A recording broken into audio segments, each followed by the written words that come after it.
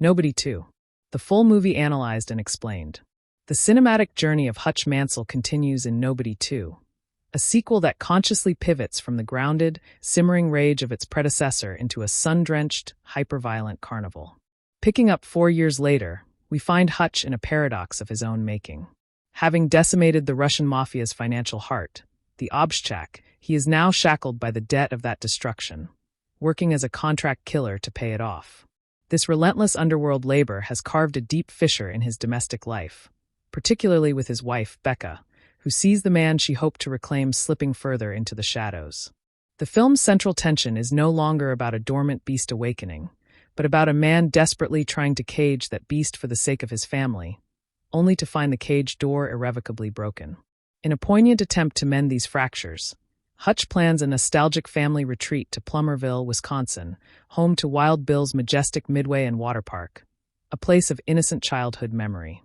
This setting is the sequel's first masterstroke, trading the grim, wintry urban decay of the first film for the garish, synthetic cheer of a Midwestern tourist trap. It is within this brightly lit, deliberately artificial environment that director Timo Tjahjanto stages his symphony of carnage.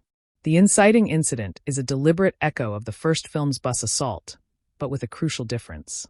A minor skirmish involving a local bully at an arcade isn't about Hutch unleashing pent-up fury. It's a calculated, then miscalculated, attempt to be a normal dad defending his family's space. This seemingly small-town scuffle, however, acts like a rock thrown into a placid pond, revealing the monstrous corruption lurking beneath. The ripple effect introduces us to Plummerville's true power structure, a bootlegging empire run by the gloriously unhinged crime boss, Lendina, enforced by the corrupt local sheriff, Abel. Hutch's measured response is mistaken for weakness, leading to a brutal home invasion that culminates in Hutch losing part of a finger. This injury is more than physical. It is the final, visceral symbol of his vacation, and his attempt at normalcy being severed. The discovery of the town's illicit operation and Lendina's subsequent kidnapping of the local bully's son to control her own enforcer fully drags Hutch back into the world he sought to leave. The vacation is unequivocally over. The auditor must report for duty. Timo Tjahjanto's directorial hand is felt most powerfully in the action aesthetic, which represents a significant departure from Ilya Naishuler's work on the original.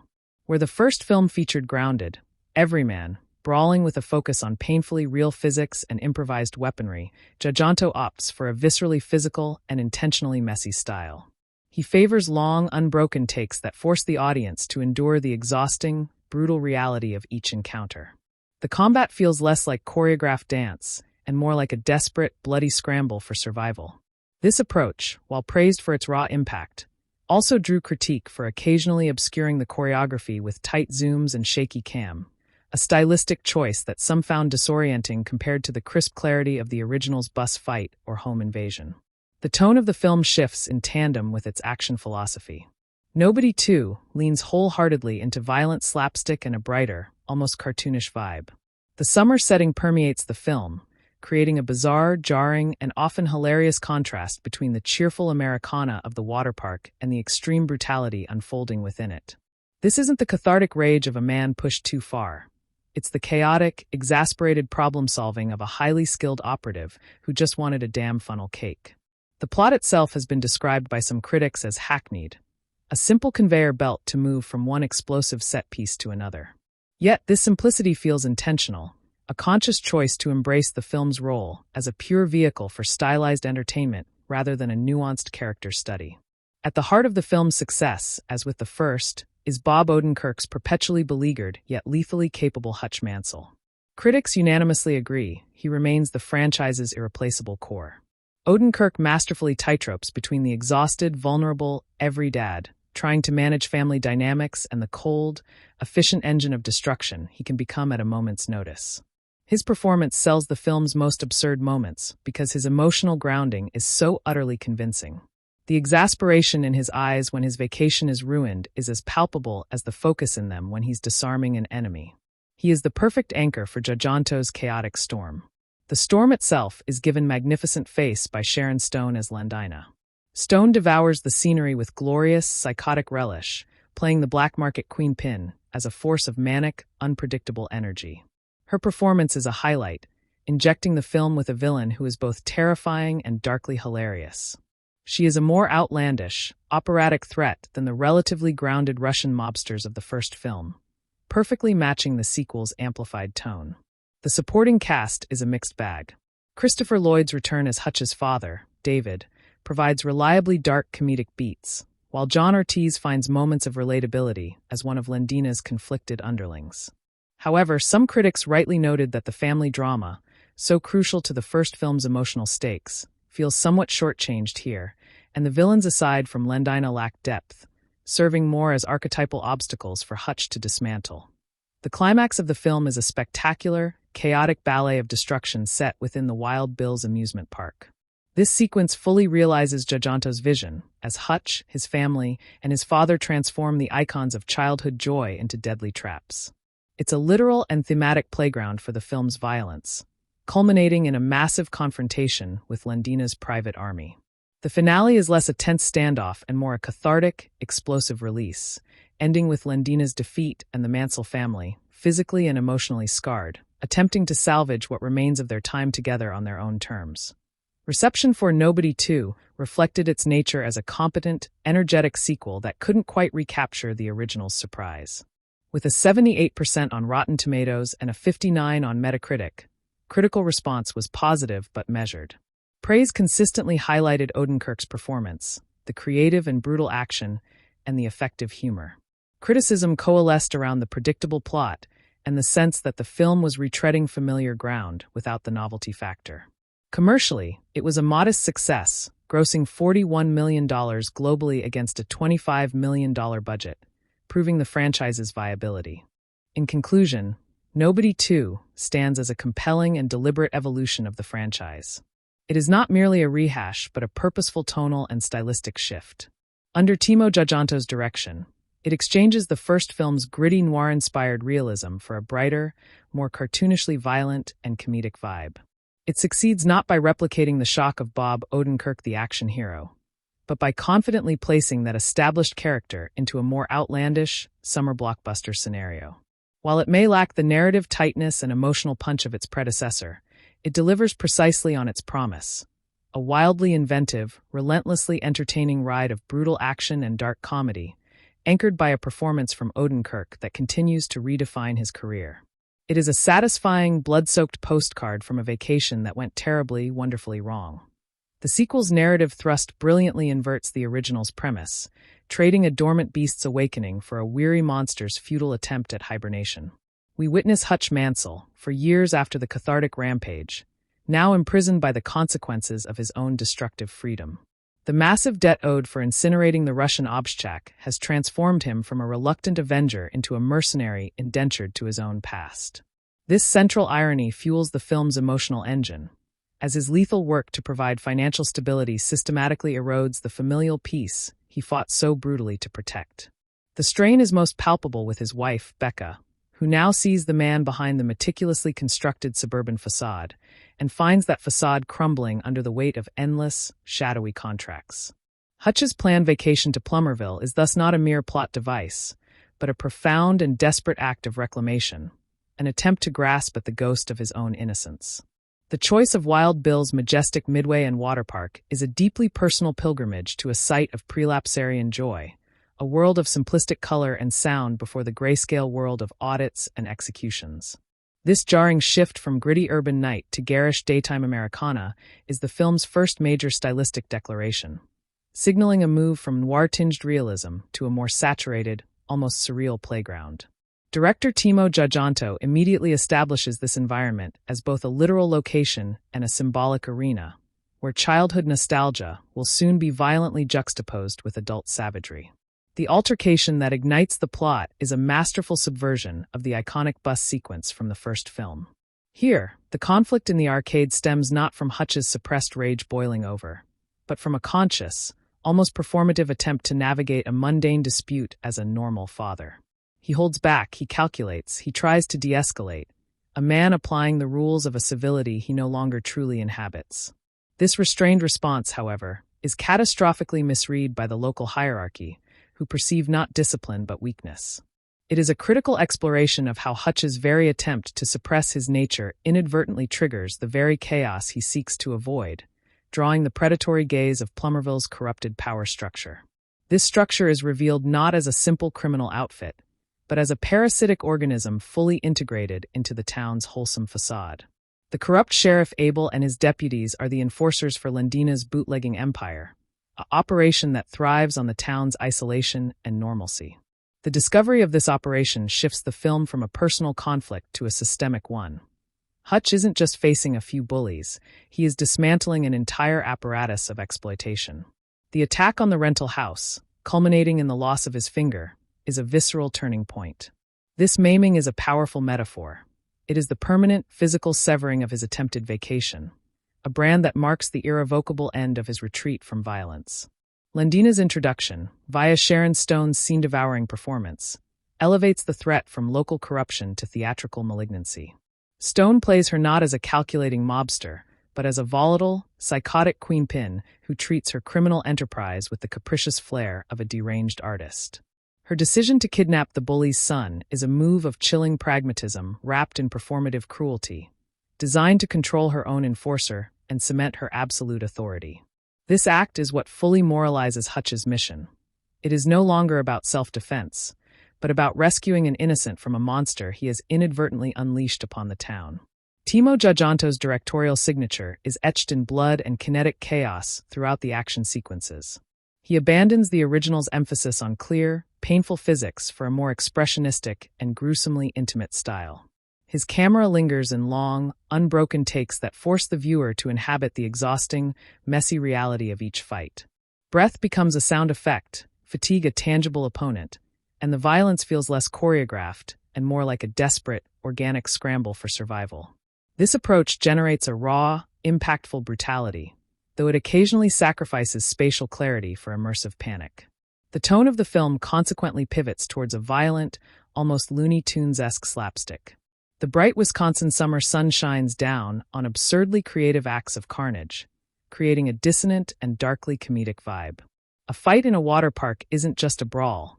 It becomes a ballet of slipping hazards and repurposed pool equipment. This conscious embrace of a cartoonish aesthetic allows the film to execute sequences of extreme violence without the grim weight of the first film, framing them as macabre punchlines in Hutch's very bad day. Bob Odenkirk remains the indispensable, beating heart of this chaos. His genius lies in making Hutch's dual existence utterly cohesive. The sigh of a man dealing with a broken ice cream machine carries the same authentic weight as the focused glare of a man planning a tactical ambush. He embodies the film's core conflict in every weary line on his face, selling the absurdity because his emotional truth is so steadfastly real. His performance is a masterclass in making the extraordinary feel like a plausible, if exhausting, extension of a relatable midlife crisis. The family dynamic, while somewhat streamlined for action, still provides crucial emotional stakes. Becca's arc is one of grim acceptance, moving from frustration to a partnered resilience in the face of the inescapable. The son, Blake, transitions from bystander to active participant, a narrative choice that underscores how Hutch's world inevitably consumes those he loves. Christopher Lloyd's David Mansell provides more than just comic relief. He represents the generational legacy of this violent proficiency, a man for whom such crises are not an aberration, but a familiar family business. The supporting antagonists, aside from the magnificent Lendina, function more as environmental hazards than deeply drawn characters. Sheriff Abel and Colin Hanks's character are effectively venal and weak, representing the banality of evil that enables Lendina's flamboyant tyranny. Their lack of depth is arguably a deliberate choice, painting them as mere components of the corrupt system Hutch must dismantle rather than as compelling foils in their own right. The real antagonist, in many ways, is the town itself, the cheerful, deceptive normalcy that masks a rot Hutch feels compelled to excise.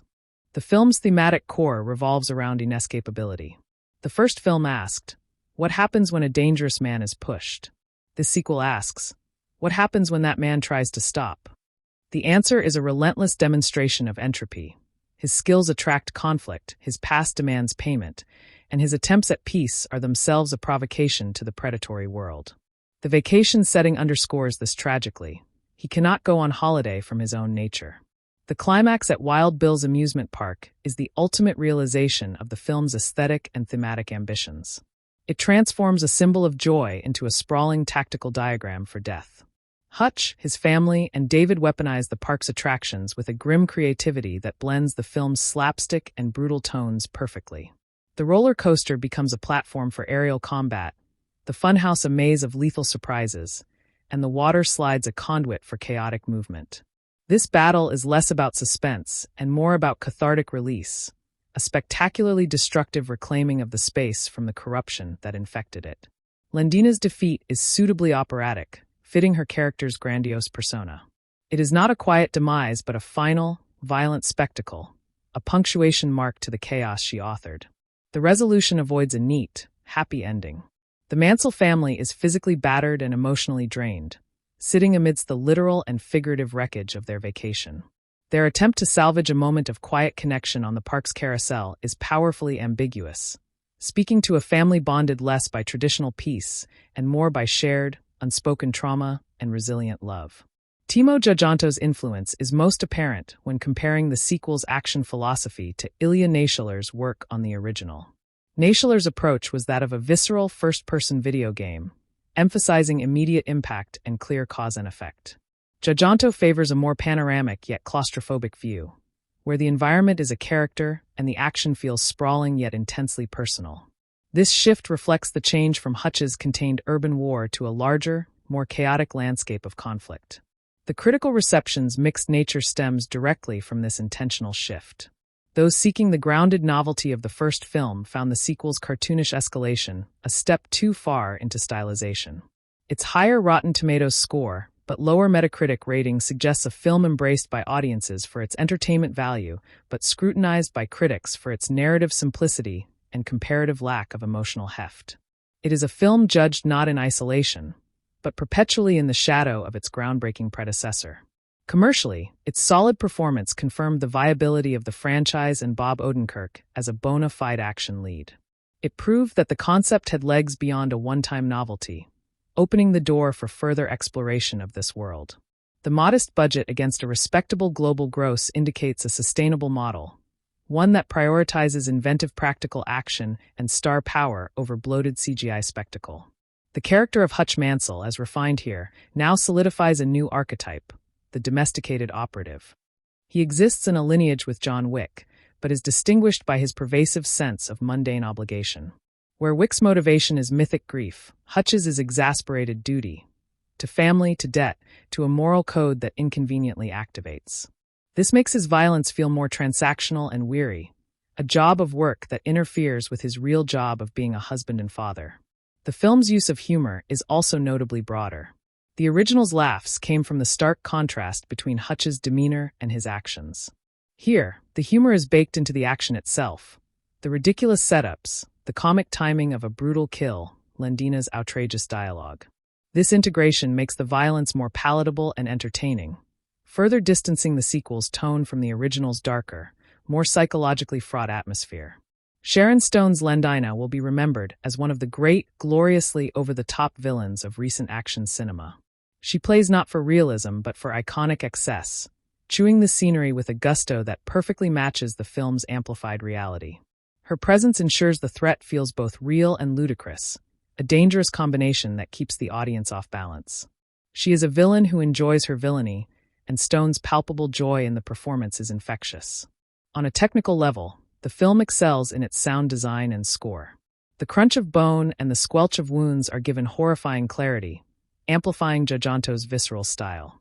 The music, meanwhile, often juxtaposes cheerful, nostalgic tunes against the violence, heightening the surreal dissonance that is the film's trademark. A particularly brutal confrontation might be scored with a cheerful carnival calliope melody, twisting the audience's perception of the action. The production design of the amusement park is a character in itself. It is not a generic backdrop, but a meticulously constructed playground of potential hazards. The art department's work in envisioning how each ride and stall could be weaponized is key to the climax's success, providing a Rube Goldberg quality to the carnage that is both inventive and darkly funny. It turns the setting from a location into an arsenal. Narratively, the film makes a compelling argument about the cyclical nature of violence. Hutch's initial violence in the first film created the debt that forces him into violence in the second, which in turn creates a new wave of conflict in Plummerville. It suggests that for a man of his skills, peace is not a state to be achieved, but a fleeting interval between storms. His family's involvement in the finale underscores this cycle, implying the potential passage of this burden to the next generation. The film also offers a subtle critique of idealized Americana. Plummerville, with its midway and water park, represents a certain fantasy of heartland simplicity. The plot systematically exposes this as a facade, revealing the corruption, greed, and violence thriving beneath the festive banners. Hutch, in dismantling Lendina's operation, isn't just saving a town. He is forcibly reconciling its wholesome image with its rotten reality, a painful but necessary cleansing. Bob Odenkirk's physical commitment continues to astonish. His training is evident in a different way than in the first film. Here, the action requires not just impactful strikes, but also acrobatic use of the environment, frantic climbs, and sustained endurance. He performs with a credible athleticism that never betrays Hutch's essential weariness, a difficult balance to achieve. He makes the extraordinary look like hard, exhausting work. The sequel's global stakes are lower, but its personal stakes are reframed. The threat isn't to Hutch's life so much as to his last-ditch attempt at familial reconciliation. Failure means not just death, but the irreversible loss of his wife and son's faith. This intimate motivation, while sometimes overshadowed by spectacle, provides the emotional through line that prevents the film from becoming a mere action exhibition. In the end, Nobody 2 stands as a confident, if different, successor. It does not replicate the surprise of the original, but instead explores the consequences and complications of its hero's choices. It trades groundbreaking novelty for polished, amplified execution. It is a film that understands its own purpose: to deliver a supremely entertaining, brutally funny, and visually inventive roller coaster ride, anchored by a protagonist whose relatable humanity makes the surrounding insanity not just believable, but compelling. It is a successful evolution, proving that Hutch Mansell's world has more stories to tell, provided they are willing to paint them in ever more vivid and unexpected shades of crimson. The financial aftermath of Hutch's prior war becomes the gilded cage of his current existence, a relentless cycle of contract killings serving as monthly installments on a debt born from fiery liberation. This central irony casts a long shadow over his domestic life, where every grocery run paid for with blood money erodes the foundation of normalcy he once fought to preserve. Becca's disillusionment is palpable, her gaze now seeing past the father and husband to the hollowed-out auditor, tallying a different kind of ledger in his sleep. The planned escape to Plummerville is therefore an act of profound faith, a belief that geography alone might exorcise the ghosts his profession summons nightly, a desperate lunge toward a simpler past literally mapped onto a childhood souvenir. Wild Bill's amusement park stands as a monument to manufactured joy, its garish lights and synthetic melodies a stark visual and auditory departure from the grimy, rain-slicked noir of the first film's urban battlegrounds. This setting is no accident.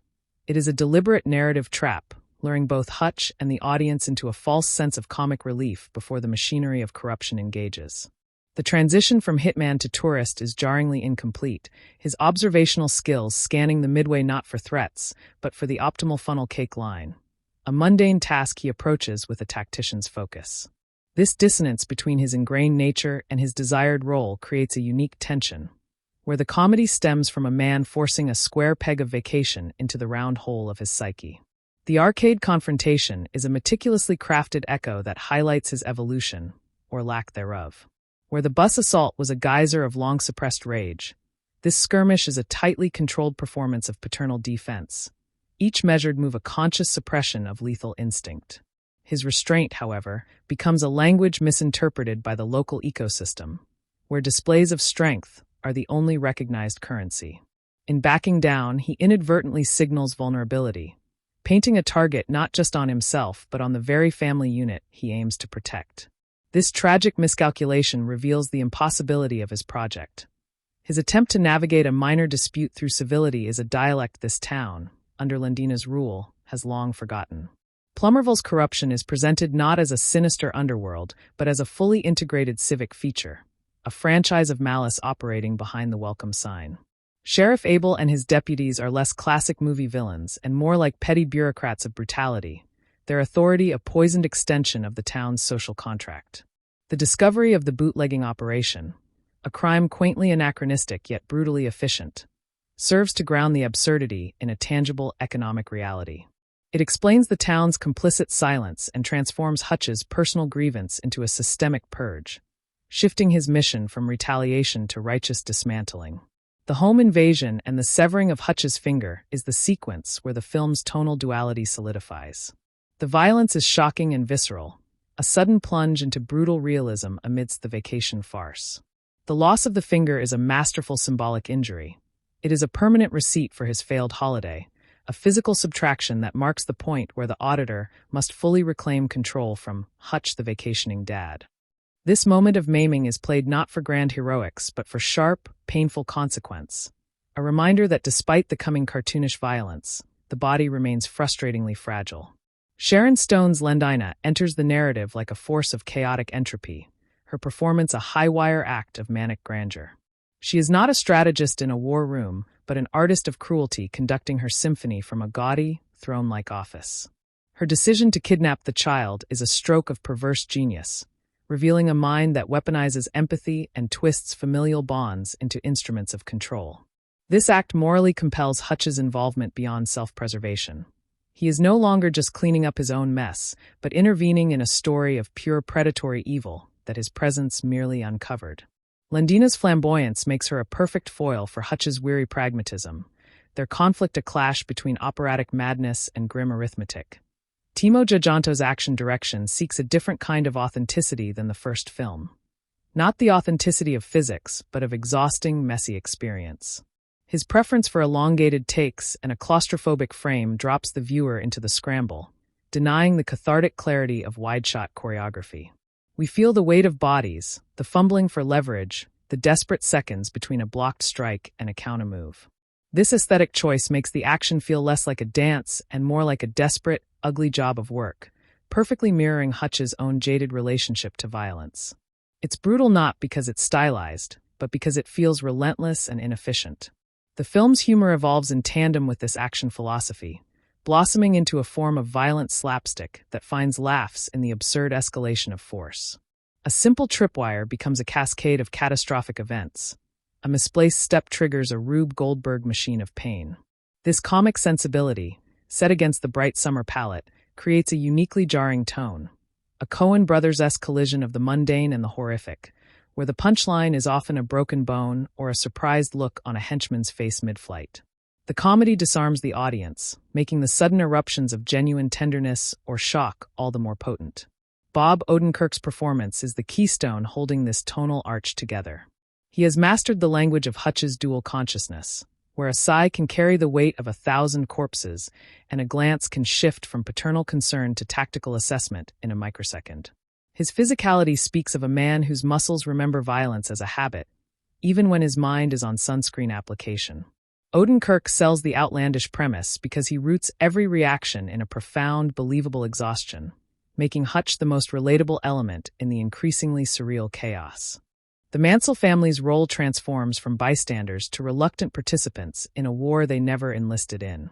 Becca's journey is one of tragic competency, her maternal instincts adapting to battlefield triage, her love for Hutch curdling into a hardened, practical partnership. Blake, the son, is no longer just a symbol to protect but an apprentice in survival, his involvement signaling the inescapable inheritance of his father's world. Christopher Lloyd's David provides the connective tissue to a darker legacy, his cheerful readiness with a heavy weapon suggesting that Hutch's reluctance is a generational aberration in a family line of efficient problem solvers. The secondary antagonists function as facets of the corruption Hutch must purge.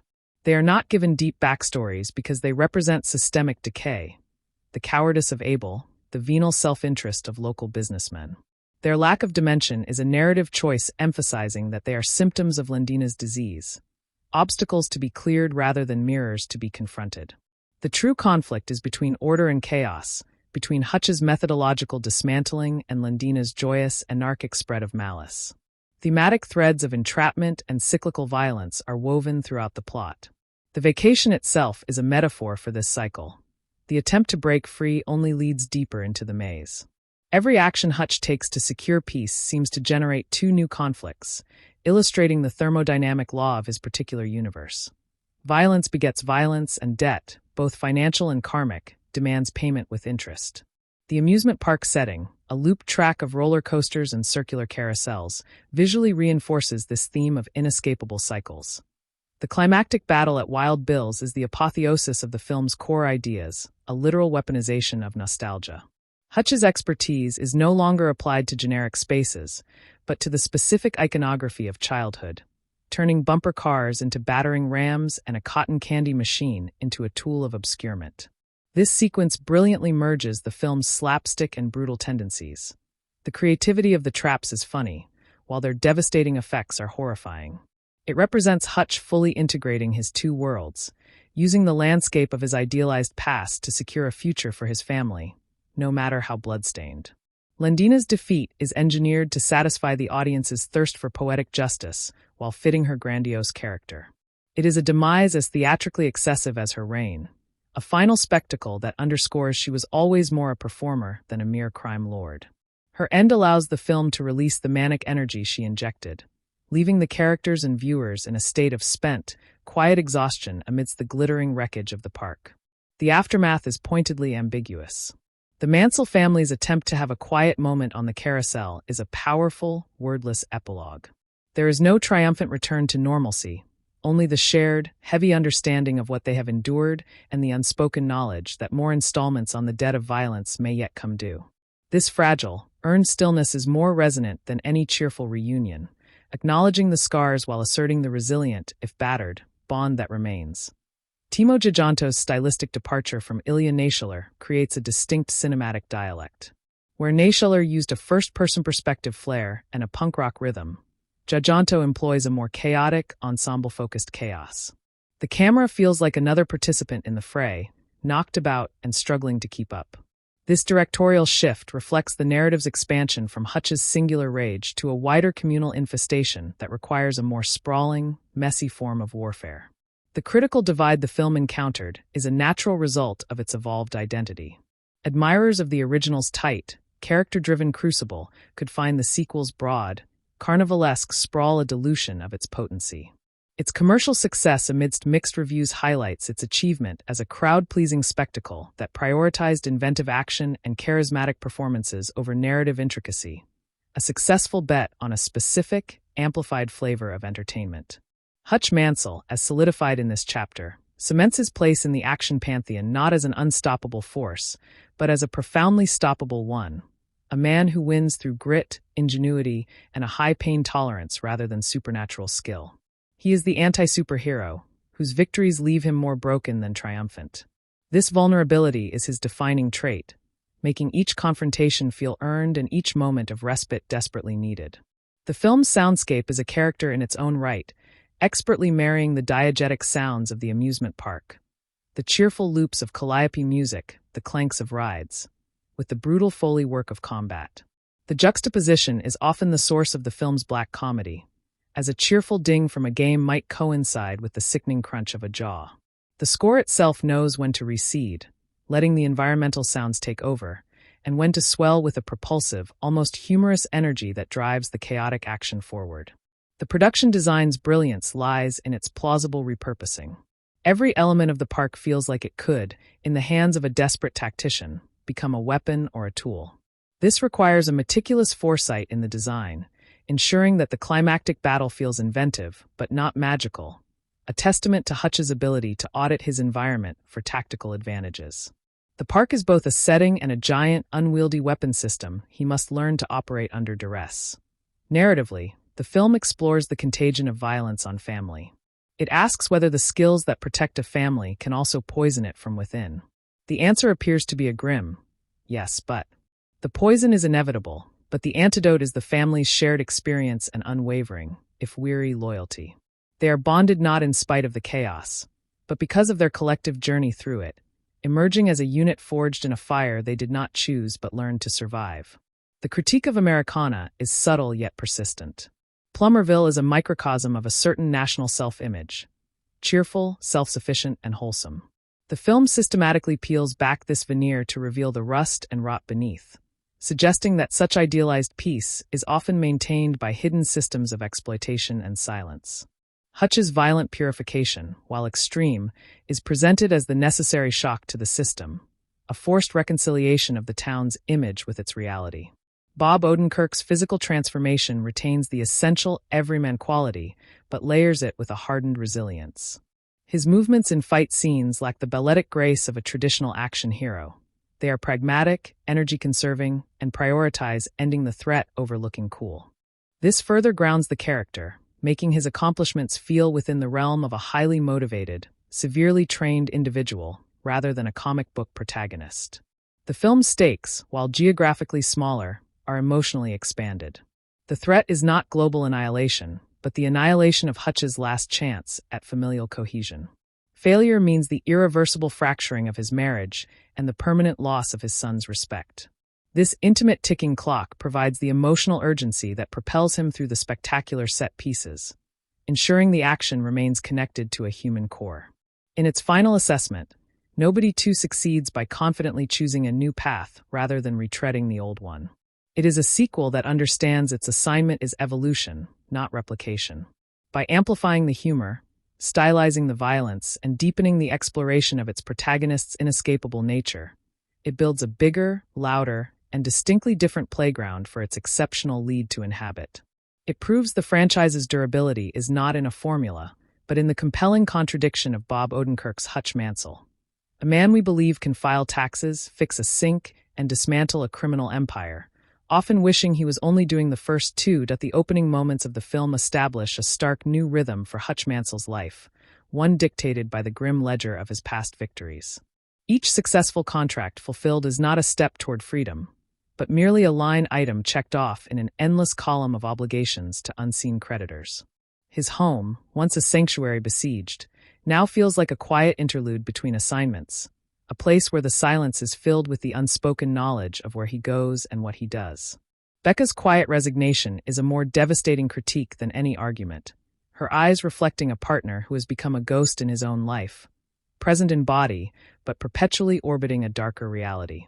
The decision to go to Plummerville is thus an act of shared hope, a mutual agreement to pretend, for 1 week, that the man they need him to be is the man who can still be retrieved from beneath the calluses. Plummerville itself is presented with a deliberate, almost aggressive normalcy, its charm feeling slightly manufactured like the facade of the amusement park at its heart. This is the picturesque middle America of postcards and nostalgia, a place where time ostensibly moves slower and values are simpler. Hutch's attempt to immerse himself in this fiction is poignant in its clumsiness. He overperforms the role of tourist, studying the map of Wild Bill's with the intensity of a military campaign, as if he can conquer relaxation through sheer will. The dissonance between the environment and his internal wiring creates a low-grade hum of tension from the outset, a sense that this calm is inorganic and therefore unsustainable. The bright, flat lighting of the Wisconsin summer eliminates shadows, offering nowhere for his instincts to hide, forcing his vigilance into the open where it merely seems like anxiety. The encounter with the local bully at the arcade is a masterclass in tragic misunderstanding, a collision of two different social grammars. Hutch employs a de-escalation strategy that would work in a world of rational actors, a language of measured concession and boundary setting.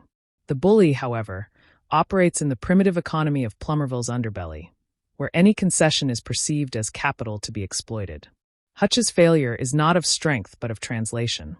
He does not realize the local dialect only understands the vulgar poetry of dominance. This moment beautifully illustrates the central tragedy of his existence. The very skills that make him a superior predator in one world render him oddly naive and vulnerable in another, more mundane hierarchy of aggression. The incident is a pebble that starts the avalanche precisely because it is so small and misread by all parties. The response from Sheriff Abel and his deputies reveals the institutionalization of Plummerville's corruption. They are not rogue cops, but the compliant enforcement arm of a parasitic economic entity, their authority a public-facing brand for Lendina's private enterprise. Their initial visit to Hutch's rental is a performance of intimidation that feels rote, a script they have run many times for outsiders who disrupt the subtle balance. Hutch's calm compliance during this encounter is again misinterpreted, this time as fear rather than tactical assessment, leading them to catastrophically underestimate the sleeping giant they are prodding. The bootlegging operation, when uncovered, is a perfect metaphor for the town's duality, a traditional, almost folksy crime hiding a violent, monopolistic control over the community's lifeblood. It shows that the town's wholesome product is literally fermented in the dark. The attack on the house under the cover of night is where the film's aesthetic fully commits to its new brutalist philosophy. The violence is not clean or kinetic in the John Wick tradition. It is clumsy, desperate, and profoundly intimate. The loss of Hutch's finger is a shocking moment of tangible consequence, a sudden mutilation that rejects action hero invulnerability. This injury serves as the ultimate symbol of his failed project. You cannot bring your whole self to a place you are trying to escape from, and part of you will be left behind. The pain is visceral and the aftermath messy, with Hutch's focused rage born less from fury and more from a profound professional embarrassment that he allowed things to escalate to this point on his watch. It is the catalyst that shifts his mission parameters from damage control to total eradication. Enter Lendina, a villain whose energy is so antithetical to Hutch's weary calculation that their conflict feels almost mythological. Sharon Stone plays her not as a businesswoman, but as an artist of anarchy, her operation an expression of a chaotic idea rather than a plan for profit. Her lair is a testament to curated madness, a mix of gaudy wealth and personal souvenirs that speak to a mind without filters. The kidnapping of the bully's son is a move that displays her understanding of human leverage, yet it is executed with a theatrical flair that suggests she values the drama as much as the result. She is the ID to Hutch's superego, and her presence ensures the conflict cannot be resolved through negotiation or payment. It demands a climatic, fiery confrontation.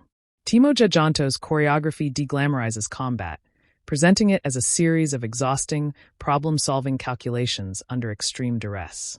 The famous long takes do not showcase flawless technique, but rather the slog of violence. The missed grabs, the clumsy recoveries, the sheer physical toll of grappling with another human being determined to end you. This aesthetic choice reinforces Hutch's characterization. He is not a dancer in this ballet, but a mechanic trying to dismantle a hostile engine with his bare hands.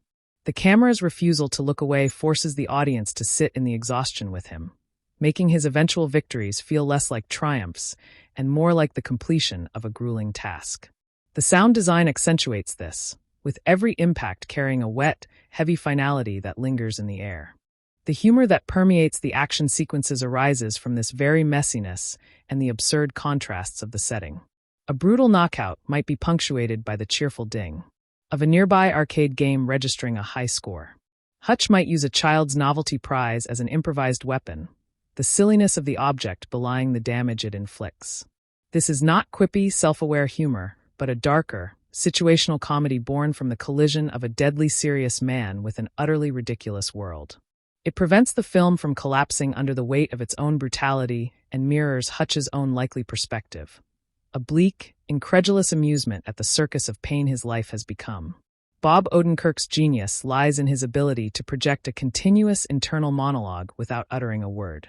We see him constantly auditing his environment, calculating angles and potential threats even while ordering mini-golf tickets. His performance is a symphony of micro-expressions, a slight tightening of the jaw when he senses a lie, a fleeting flash of regret before a violent necessity, a profound weariness in the shoulders that speaks volumes about the cumulative weight of his double life. He makes Hutch's competence feel like a burden, a set of instincts he cannot turn off, and that is the core of his relatability. We believe in his love for his family because we see the cost he pays to protect it, etched in every tired line on his face. The family unit is forcibly evolved by the narrative's pressure. Becca transitions from a wife wanting her husband back to a strategic partner recognizing that survival depends on engaging with the reality of his skills. Her actions in the climax are not those of a helpless victim but of a capable ally, a sign that their relationship, though transformed, can still function as a team. Blake's involvement is more troubling, a loss of innocence that the film does not shy away from.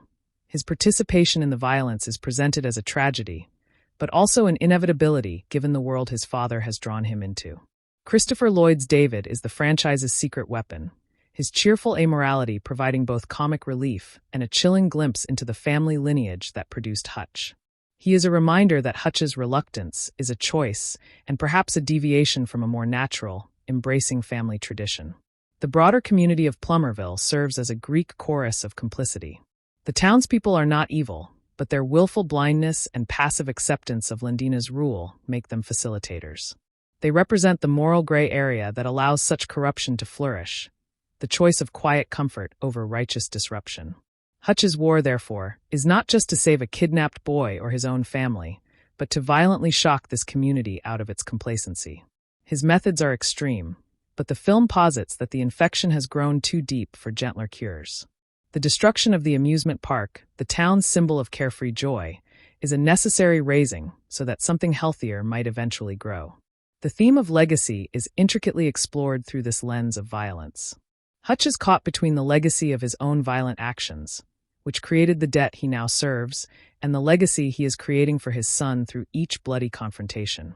The film asks whether a man can be a good father while being a proficient killer, even for good reasons. The answer is intentionally ambiguous, shown in the final scene not with words but with a shared, exhausted silence on the carousel. A moment of peace purchased at a terrible price, and a bond forged in a crucible that will forever define them. It suggests that the legacy may not be the violence itself, but the resilience and loyalty required to endure its consequences together. The climactic takeover of Wild Bill's amusement park is where Hutch's particular genius is fully operationalized. He does not attack the park, he audits it. He assesses each ride and concession stand not for its entertainment value, but for its kinetic potential, structural weaknesses, and utility as a funnel for enemies. This transformation of a space of joy into a tactical labyrinth is the ultimate expression of his character. He can only engage with the world through the prism of threat assessment and neutralization. The sequence is a spectacular payoff because it feels like an organic extension of his skills, rather than a writer's contrivance. The traps are clever because Hutch is clever, and the brutality is effective because he has no time or energy for elegance. Lendina's final confrontation is staged as the explosive climax her character demands. It is not a fistfight but a conflagration, a fitting end for a villain who dealt in explosive personalities and combustible schemes. Her defeat is satisfying because it feels earned through Hutch's systematic dismantling of her operation, and because it provides the cathartic release of her manic energy from the narrative. The film wisely avoids giving her a moment of pathetic vulnerability. She goes out as she lived, in a blaze of defiant, chaotic glory, leaving behind the smoldering wreckage of her kingdom. The denouement is strikingly quiet and anti-triumphant. There is no parade, no community gratitude, only the Mansell family sitting amidst the physical and emotional debris. The carousel scene is a perfect, wordless epitaph. The machine continues to turn, a symbol of the cycles they are trapped in, but they are together on it, having chosen to face the next rotation as a unit. The silence is not empty. It is full of everything they have seen and done, an understanding that their definition of family time has been permanently, darkly altered. This poignant ambiguity is the film's boldest and most mature choice, rejecting a clean ending for one that resonates with the complexity of its themes. Timo Tjahjanto's overall direction carves a distinct identity for the sequel that stands apart from Ilya Naishuler's original vision. If the first film was a tight, percussion-driven track of escalating rage, this sequel is a chaotic, sprawling symphony with multiple movements and discordant instruments. Tjahjanto is less interested in the clean cause and effect of violence and more in its messy aftermath and the dark comedy of its execution. His film has a more ensemble feel, even in its action, allowing the environment and secondary characters to play active roles in the chaos rather than serving as mere backdrops for Hutch's solo performance. The critical conversation surrounding the film often hinged on this tonal and stylistic shift, which some saw as a betrayal of the original's grounded novelty. However, this evolution is precisely what makes the sequel a valuable continuation rather than a stale replica. It demonstrates that the concept is elastic enough to support different directorial interpretations, much like the James Bond or Mission Impossible franchises. Its commercial performance validated this approach, proving an audience exists for Hutch Mansell's particular brand of exasperated mayhem, even when painted on a broader, brighter canvas. Hutch Mansell's place in the cinematic landscape is now secure as the definitive domesticated operative. He stands apart from peers like John Wick or Brian Mills because his primary motivation isn't grief or revenge, but the mundane, grinding pressure of obligation. To debt, to family, to a moral code that inconveniently activates. His violence is a means to an end, and that end is almost always a return to the quiet he finds so elusive. This makes him a uniquely relatable and modern action hero, a man for whom the greatest fantasy is not unlimited power, but a simple, uninterrupted weekend. The film's technical craftsmanship, particularly in its seamless blending of practical stunts with the park's existing structures, deserves high praise. The action feels physically integrated into the world, with Hutch and his adversaries interacting with the rides in ways that are believable within the heightened reality. There is a tangible sense of weight and consequence when a body collides with a game booth or a structure gives way, a testament to the coordination between the stunt team, production designers, and effects artists. This physicality is crucial in selling the film's unique blend of slapstick and severity. Ultimately, Nobody 2 is a film about the impossibility of compartmentalization. Hutch learns, brutally, that you cannot wall off the violent parts of your soul when they are the very tools you use to build your life. The vacation, the family, the normalcy, they are all parts of a whole that includes the auditor, the killer, the strategist.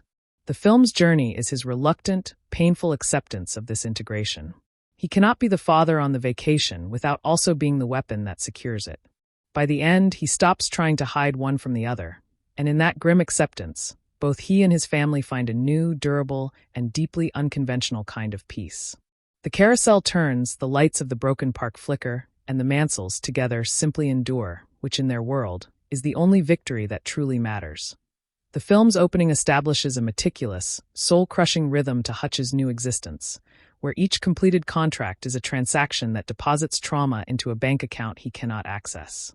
His home life has settled into a fragile, quiet armistice, a peace purchased with the currency of unspoken truths and carefully averted glances during family dinners.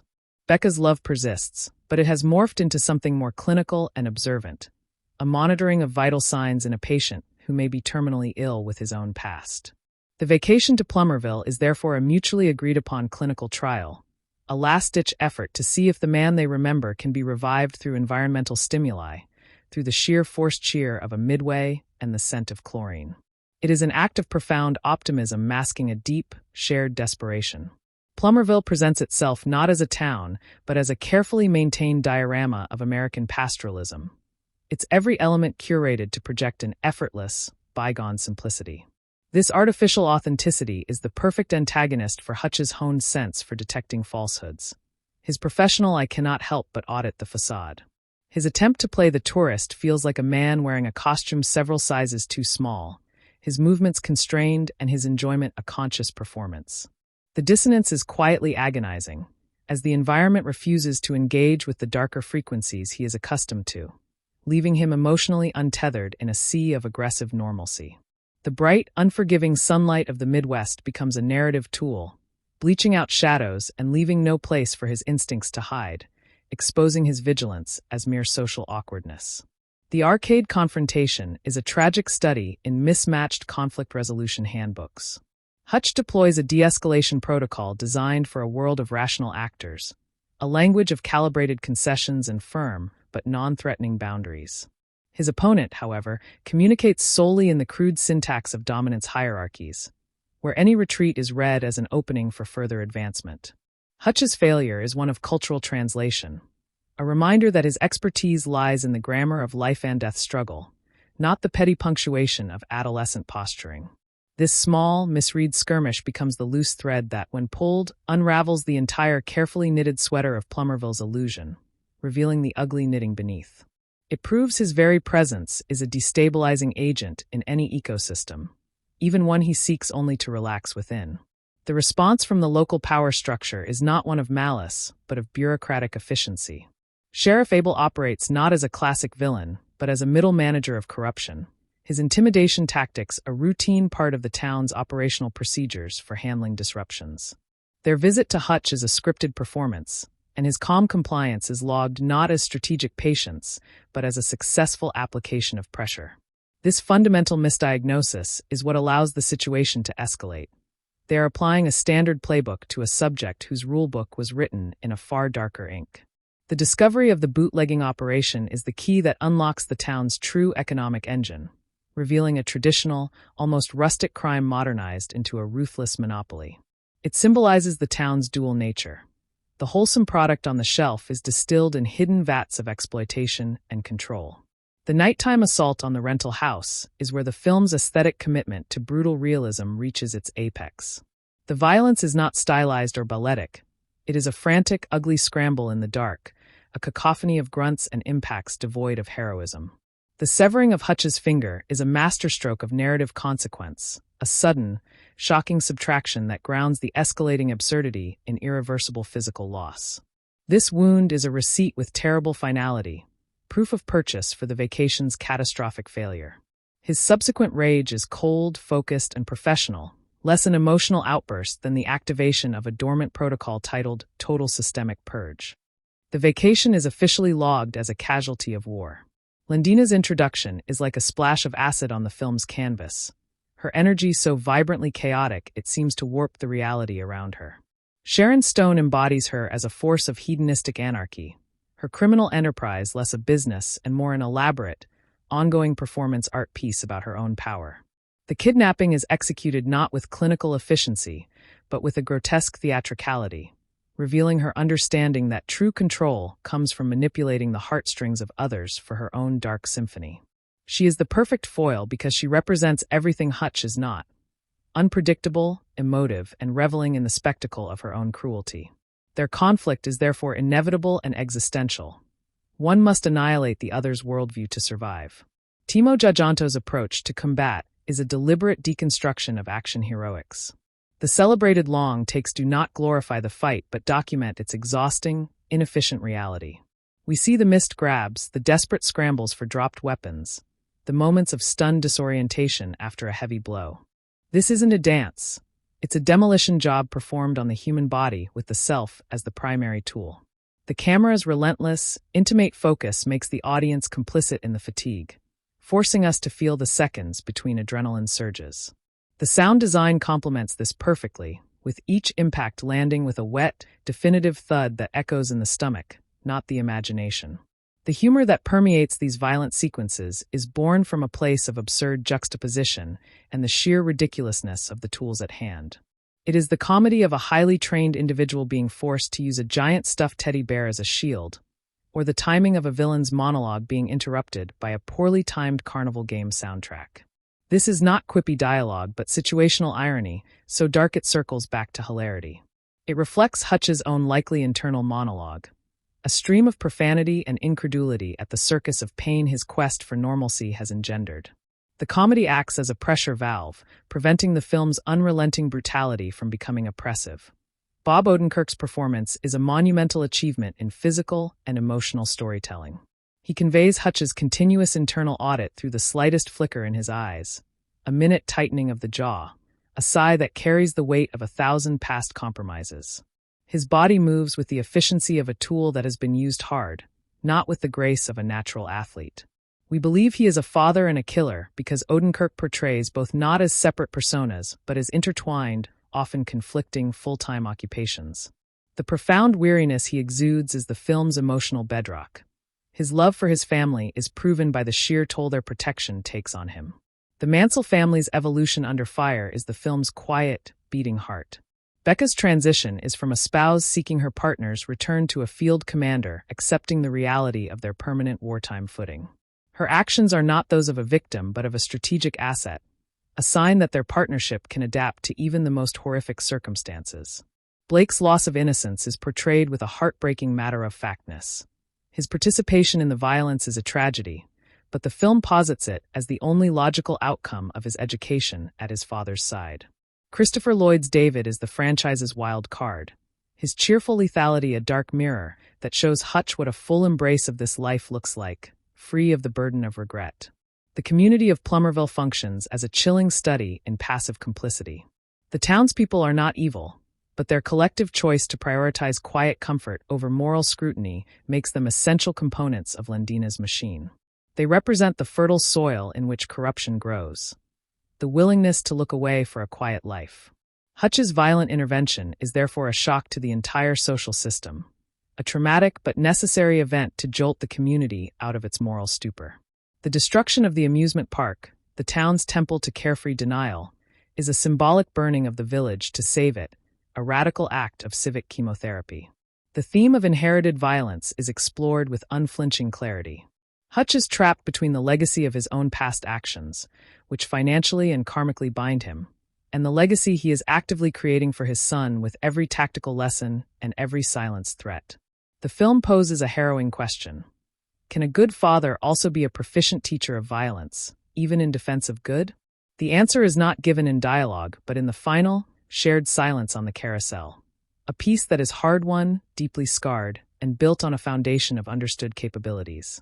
The legacy may not be the violence itself, but the unbreakable bond formed in surviving its perpetual aftermath together. The siege of Wild Bill's amusement park is the ultimate expression of Hutch's peculiar genius. He does not assault the park. He conducts a hostile audit of its assets, converting every ride and game into a line item on a balance sheet of carnage.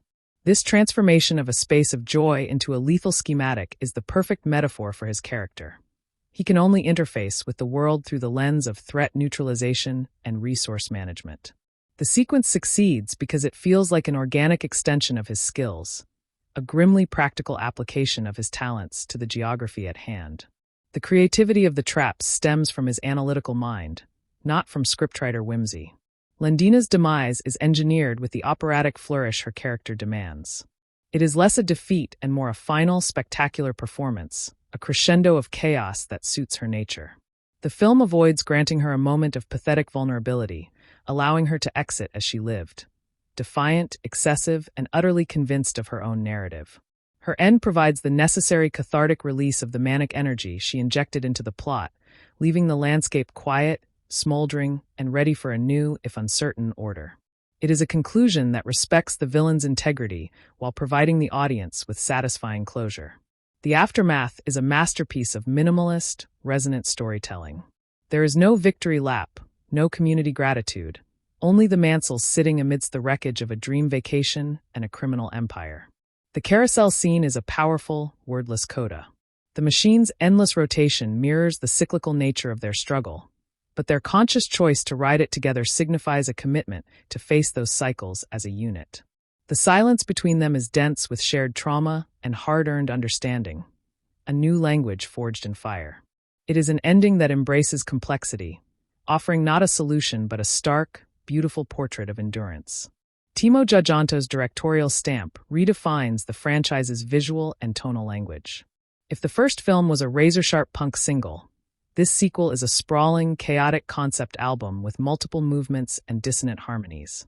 Giajanto is less interested in the pristine cause and effect of a single punch and more in the cumulative, messy aftermath of a sustained brawl. His direction gives the film a more ensemble, environmental feel, where the setting itself becomes an active participant in the action, and the chaos feels sprawling and infectious rather than neatly contained to the protagonist. The critical discourse that labeled the film as a competent, but less surprising retread misunderstood its fundamental project. This sequel is not an attempt to replicate the original's novelty, but to explore its consequences and expand its world. The shift in tone and scale is a deliberate evolutionary step, proving the concept is robust enough to support different cinematic interpretations. Its solid box office performance amidst debate validates it as a successful genre piece that prioritized a specific, amplified vision of brutal entertainment and character continuity over safe replication. Hutch Mansell's solidified archetype is that of the reluctant engineer of chaos. He is distinct from other action icons because his primary drive isn't passion or grief, but the exasperated application of a skill set to solve problems that keep interfering with his desired quietude. His violence is a means to an end, and that end is almost always a return to a state of nonviolence. This makes him a uniquely modern and relatable hero, one for whom the ultimate fantasy is not more power, but less responsibility for using the power he already possesses. The film's technical prowess is most evident in its seamless integration of action with the amusement park environment. The stunts feel physically grounded and plausible within the heightened reality, with bodies convincingly interacting with the rides and structures. This required impeccable coordination between the stunt team, production designers, and special effects artists to create a sense of tangible cause and effect. The physicality sells the film's unique blend of the absurd and the gravely serious, making the outlandish traps feel like the product of a desperate, ingenious mind rather than mere fantasy. On a philosophical level, the film grapples with the concept of integration versus compartmentalization. Hutch's entire journey is a brutal lesson in the futility of trying to wall off the violent parts of himself from the domestic whole. The vacation proves you cannot leave the weapon at home when you are the weapon. The film's arc is his painful, reluctant acceptance of this wholeness. By the climax, he stops trying to be the dad or the auditor. He becomes the dad because he is the auditor, using every facet of his being to protect his family. The final image on the carousel is not of a family restored to normalcy, but of a family integrated, scared, scarred, and irrevocably bonded by the full, dark truth of who they are and what they can do together. The narrative engine of the sequel is fueled by a corrosive paradox. The very act of securing his family's future has mortgaged Hutch Mansell's present, binding him to a treadmill of violence to pay for past liberation. His home is no longer a castle to defend, but a quiet terminal between missions, where the silence is punctuated not by comfort, but by the ticking clock until his next deployment. Becca's love has hardened into a form of vigilant caretaking, her interactions with him laced with a clinical assessment of his remaining humanity. Their trip to Plummerville is therefore less a vacation and more a sanctioned experiment, a controlled environment where they hope to observe if the man beneath the calluses can still respond to stimuli like funnel cakes and roller coaster drops. It is a pilgrimage to the altar of a normality that may no longer exist for any of them.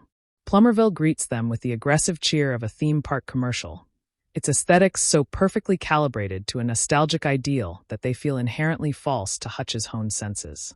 The town is a diorama of a simpler time, a curated museum of Americana that feels both comforting and deeply unsettling in its artifice. Hutch's attempt to play the role of tourist is achingly awkward, his movements those of an undercover agent who has forgotten his cover story, his smile a fragile mask threatening to crack under the strain. The pervasive, flat sunlight of the Midwest becomes a metaphorical interrogator's lamp, eliminating shadows and forcing his hypervigilance into the open where it reads as social anxiety or disinterest. He is a wolf trying to blend into a flock of sheep by memorizing their bleats, a performance that exhausts him and fools no one with a predator's intuition. The Spark in the Arcade is a masterful study in incompatible conflict resolution languages. Hutch employs a sophisticated, de-escalatory protocol built for high-stakes negotiations, a vocabulary of calibrated retreats and firm boundaries. His young antagonist, however, communicates solely in the primal grammar of pack hierarchy, where any perceived weakness is an invitation for further dominance. Hutch's critical error is one of cultural translation.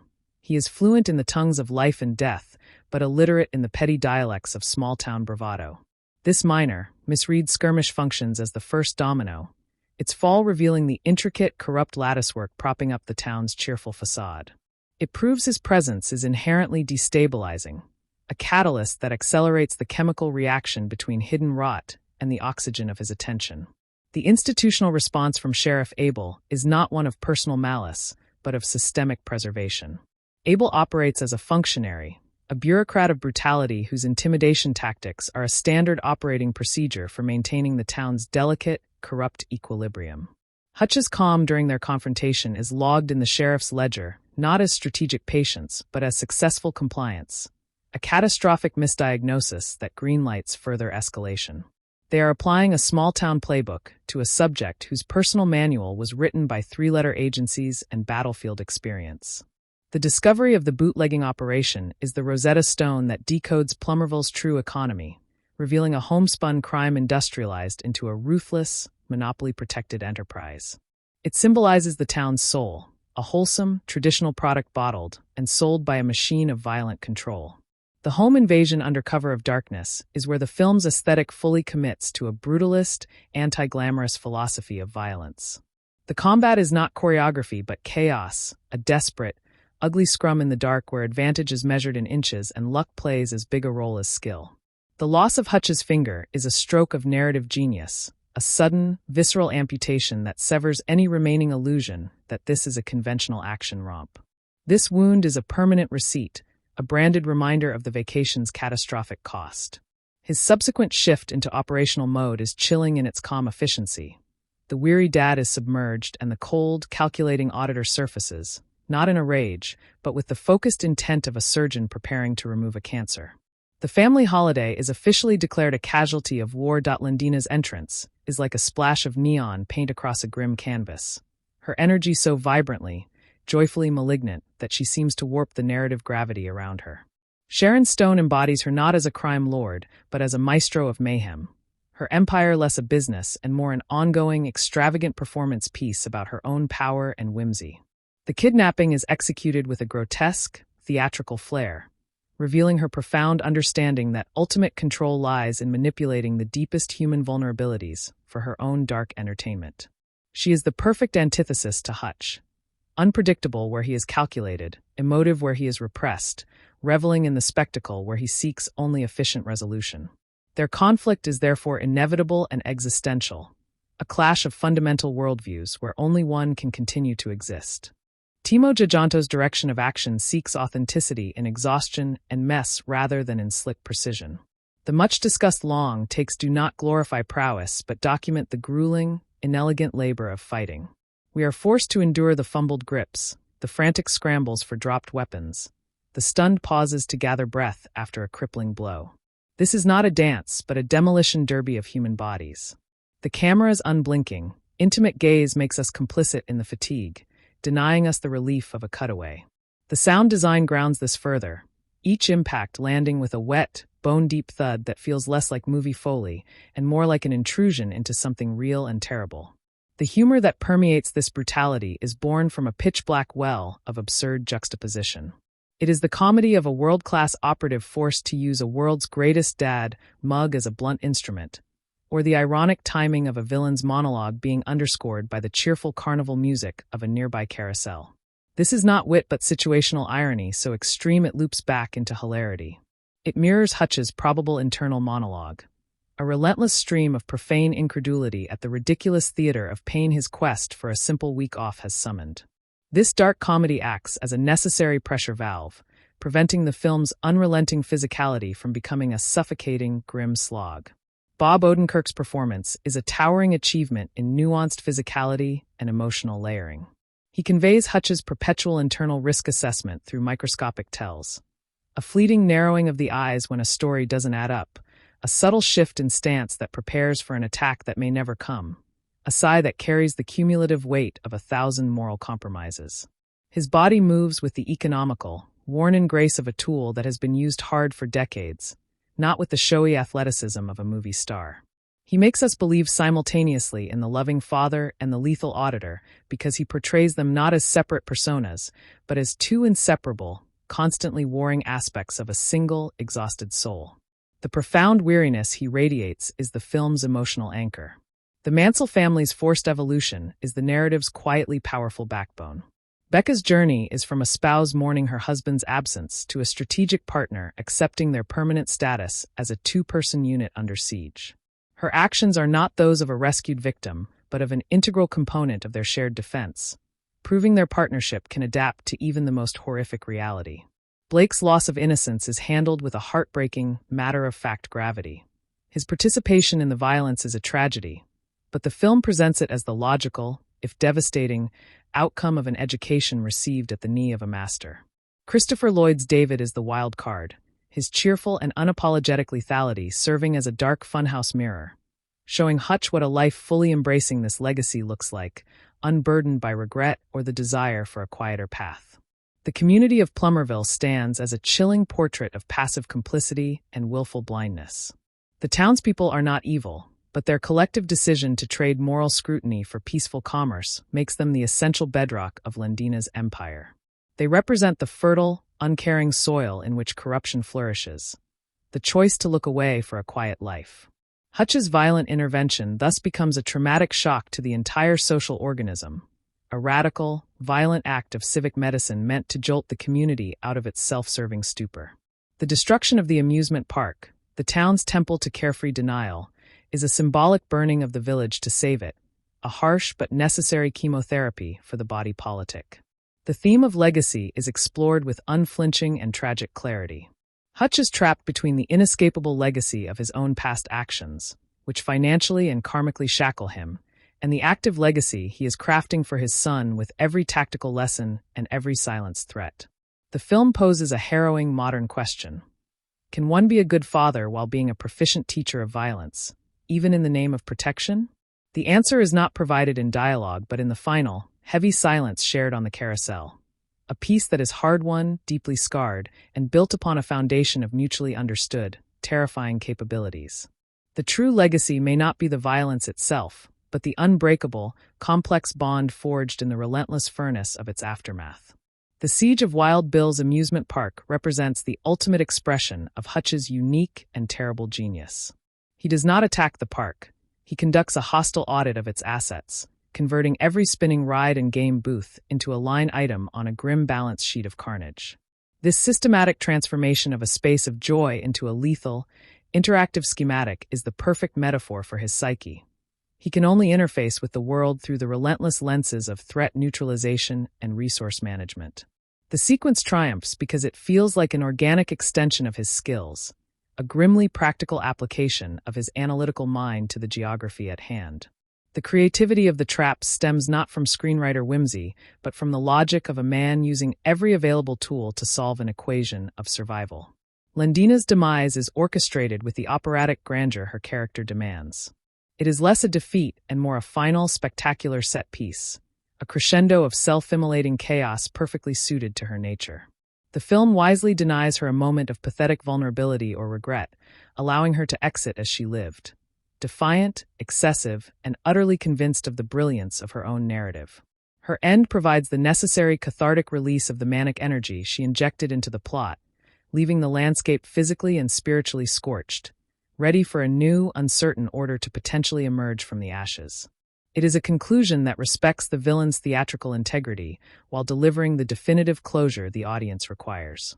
The Aftermath is a masterpiece of minimalist, emotionally resonant storytelling. There is no victory parade, no grateful town gathering, only the Mansell family sitting silently amidst the wreckage of a dream and a dystopia. The carousel scene is a powerful, wordless coda. The machine's endless, circular rotation mirrors the inescapable cycles of violence and crisis that define their lives, but their conscious, united choice to ride it together signifies a commitment to face those inevitable rotations as an indivisible unit. The silence between them is dense with shared trauma, hard-earned understanding, and a love that has been stress-tested in the hottest possible fire. It is an ending that embraces painful complexity, offering not a facile solution but a stark, beautiful, and enduring portrait of familial endurance. Timo Tjahjanto's directorial imprint successfully redefines the franchise's visual and tonal language for this chapter. If the first film was a tight, aggressive punk single, this sequel is a sprawling, chaotic symphony with multiple, dissonant movements. Tjahjanto is demonstrably less interested in the pristine cause and effect of a singular punch and more captivated by the cumulative, messy aftermath of a sustained collective brawl. His direction fosters a more ensemble, environmentally driven feel, where the setting itself becomes an active, participatory character in the action, and the chaos feels contagiously sprawling rather than neatly contained within the protagonist's immediate orbit. The critical perspective that labeled the film a competent but unsurprising retread fundamentally misunderstood its ambitious project. This sequel is not an attempt to replicate the original's novel shock, but a deliberate exploration of its consequences and a purposeful expansion of its world. The strategic shift in tone and scale is an evolutionary step, proving the core concept is robust and elastic enough to support varied cinematic interpretations while retaining its central soul. Its solid box office performance amidst a divided critical conversation validates it as a successful genre piece that confidently prioritized a specific, amplified vision of brutal entertainment and character continuity over the safer path of nostalgic replication. Hutch Mansell's solidified archetype is now the reluctant engineer of chaos, a figure distinct in the action pantheon. His primary drive is not passion, grief, or ideology, but the exasperated, professional application of a lethal skill set to solve problems that persistently interfere with his profound desire for domestic quietude. His violence is a means to a very specific end, the restoration of a peace he is uniquely unsuited to enjoy. This makes him a uniquely modern and relatable anti-hero, one for whom the ultimate, unattainable fantasy is not greater power, but less responsibility for wielding the formidable power he already cannot shed. The film's technical prowess is most vividly displayed in the seamless, believable integration of its high-concept action with the very real, physical environment of the amusement park. The stunts feel tangibly grounded and plausible within the film's heightened reality, with bodies convincingly interacting with the rides, games, and structures in ways that obey a brutal physics. This remarkable effect required impeccable, invisible coordination between the stunt team, production designers, special effects artists, and cinematographers to create a cohesive sense of cause and effect. This committed physicality is what ultimately sells the film's unique alchemy of the absurd and the gravely serious, making the outlandish traps feel like the inventive products of a desperate, ingenious mind rather than mere cartoonish fantasy. On a philosophical level, the film wrestles profoundly with the human desire for compartmentalization versus the painful necessity of integration. Hutch's entire arc is a brutal, object lesson in the utter futility of trying to wall off the violent fragments of his soul from the domestic whole. The vacation proves, with devastating finality, that you cannot leave the weapon at home when you are the weapon. The film's journey traces his painful, reluctant, and ultimately triumphant acceptance of this difficult wholeness. By the climactic battle, he ceases trying to be the dad or the auditor.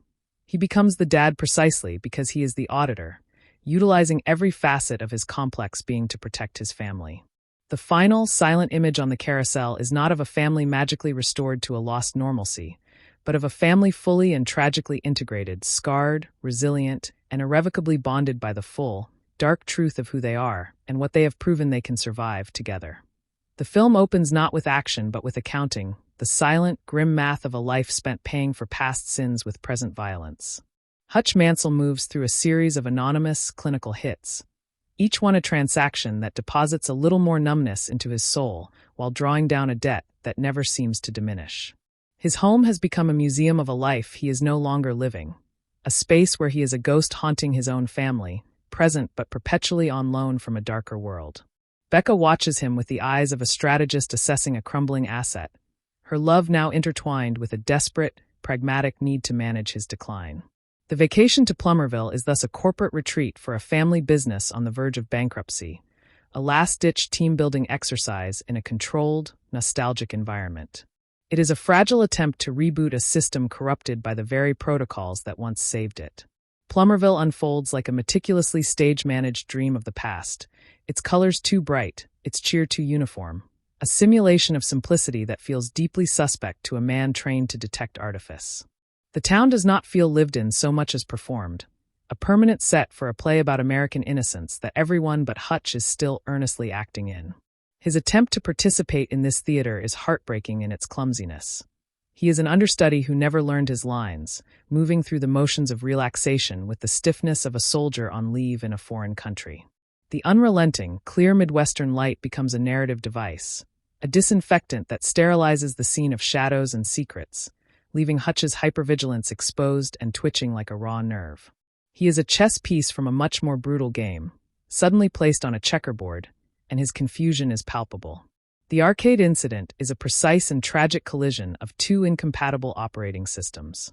Hutch runs a sophisticated program of conflict resolution designed for high-stakes, life-or-death scenarios, a logic of de-escalation and strategic withdrawal. His teenage antagonist operates on a primitive, reptilian code of immediate dominance and public humiliation, where any concession is fatal. Hutch's fatal flaw is assuming a shared language of rationality. His expertise in the grammar of survival has left him illiterate in the petty slang of small-town posturing. This tiny, miscalibrated exchange acts like a virus introduced into Plummerville's mainframe, quickly exposing the corrupt code underlying its cheerful user interface. It demonstrates that Hutch's mere presence is an existential stress test for any fragile ecosystem. The institutional reaction from Sheriff Abel is one of bureaucratic annoyance rather than moral outrage.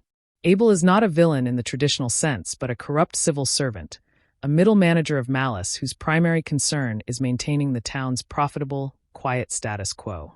Hutch's calm, measured response to his intimidation is read not as strength, but as a successful application of standard operating procedure, a catastrophic misreading that encourages greater brutality. They are troubleshooting a minor glitch with a sledgehammer, unaware they are poking a dormant mainframe. The bootlegging operation, once revealed, is the town's true source code, a seemingly antiquated crime updated into a sleek, ruthless monopoly that runs in the background of every seemingly innocent transaction. It is the economic engine humming beneath the town's picturesque silence. The home invasion is a descent into a particularly brutal form of realism, where violence is stripped of any pretension to grace or style. It is a frantic, gasping struggle in the dark, a horrifyingly intimate ballet of desperation, where survival hinges on luck and animal instinct as much as skill. The severing of Hutch's finger is a moment of shocking, tangible consequence that permanently alters the film's trajectory. This is not a heroic scar, but a debilitating injury, a permanent receipt for his failed attempt at peace. His transformation in its aftermath is chillingly swift. The weary family man is archived, and the cold, efficient problem-solving machine boots up, not with rage, but with the detached focus of a technician preparing to sterilize a contaminated lab. The vacation is formally logged as a mission that has gone catastrophically off-plan. Lendina's arrival is a jolt of pure, uncut theatricality, her presence recalibrating the film's voltage from grim tension to high-camp menace. Sharon Stone plays her as a decadent emperor of a petty kingdom, her criminal enterprise less about profit and more about the sheer, joyful exercise of unaccountable power. The kidnapping is executed with a flamboyant cruelty that reveals her genius for psychological warfare. She understands that controlling the narrative and leveraging human love is far more potent than mere physical threat. She is Hutch's perfect opposite. Chaotic where he is ordered, expressive where he is contained, and deriving ecstasy from the game where he finds only exhausting labor. Their impending conflict is not just personal but philosophical, a war between chaos and control. Timo Giajanto's action philosophy finds its truth in fatigue and in elegance. The celebrated unbroken shots do not showcase superheroic stamina, but document the exhausting, grinding reality of sustained combat. We are forced to witness the fumbled parries, the desperate clinches against a stronger opponent, the precious seconds wasted gasping for air against a wall. This is not a spectacle but a grueling ordeal. The camera's refusal to provide an escape or a glorifying angle makes the audience a captive participant in the struggle. The sound design reinforces this visceral authenticity, each impact a wet, sickening crunch that feels less like a movie effect and more like a violation of the body's integrity. The humor that punctures this brutality is the driest and darkest variety, emerging from the sheer absurdity of the circumstances and the tools at hand. It is the comedy of a man using a giant plush banana as a distraction during a lethal ambush, or the ironic counterpoint of a merry-go-round's cheerful tune playing over a scene of tactical preparation for slaughter. This is not written joke-telling, but the spontaneous laughter of disbelief at a world gone mad. It perfectly mirrors Hutch's likely internal state, a continuous, cynical commentary on the ridiculous theater of violence he is forever cast in. This gallows humor is essential, a psychological defense mechanism that allows both the character and the audience to process the unrelenting carnage. Bob Odenkirk's performance is a monument to subtlety and profound physical commitment. He communicates Hutch's perpetual state of threat assessment through a lexicon of microexpressions. A barely perceptible tilt of the head when a story doesn't scan, a subtle shift in his center of gravity that precedes action, a weariness in his eyes that speaks of sleepless nights spent auditing past mistakes. His physicality is that of a worn tool, efficient and unshowy, every movement conserving energy for the next inevitable conflict. He makes the duality of Hutch's existence not just believable but inevitable, portraying a man whose love and lethality are two sides of the same worn coin. The deep, resonant exhaustion he projects is the film's emotional core, the price tag on every moment of safety he provides. The Mansell family's adaptation is a quiet, powerful subplot of tragic evolution. Becca's arc is from a partner seeking reconnection to a co-commander accepting a permanent state of defensive readiness.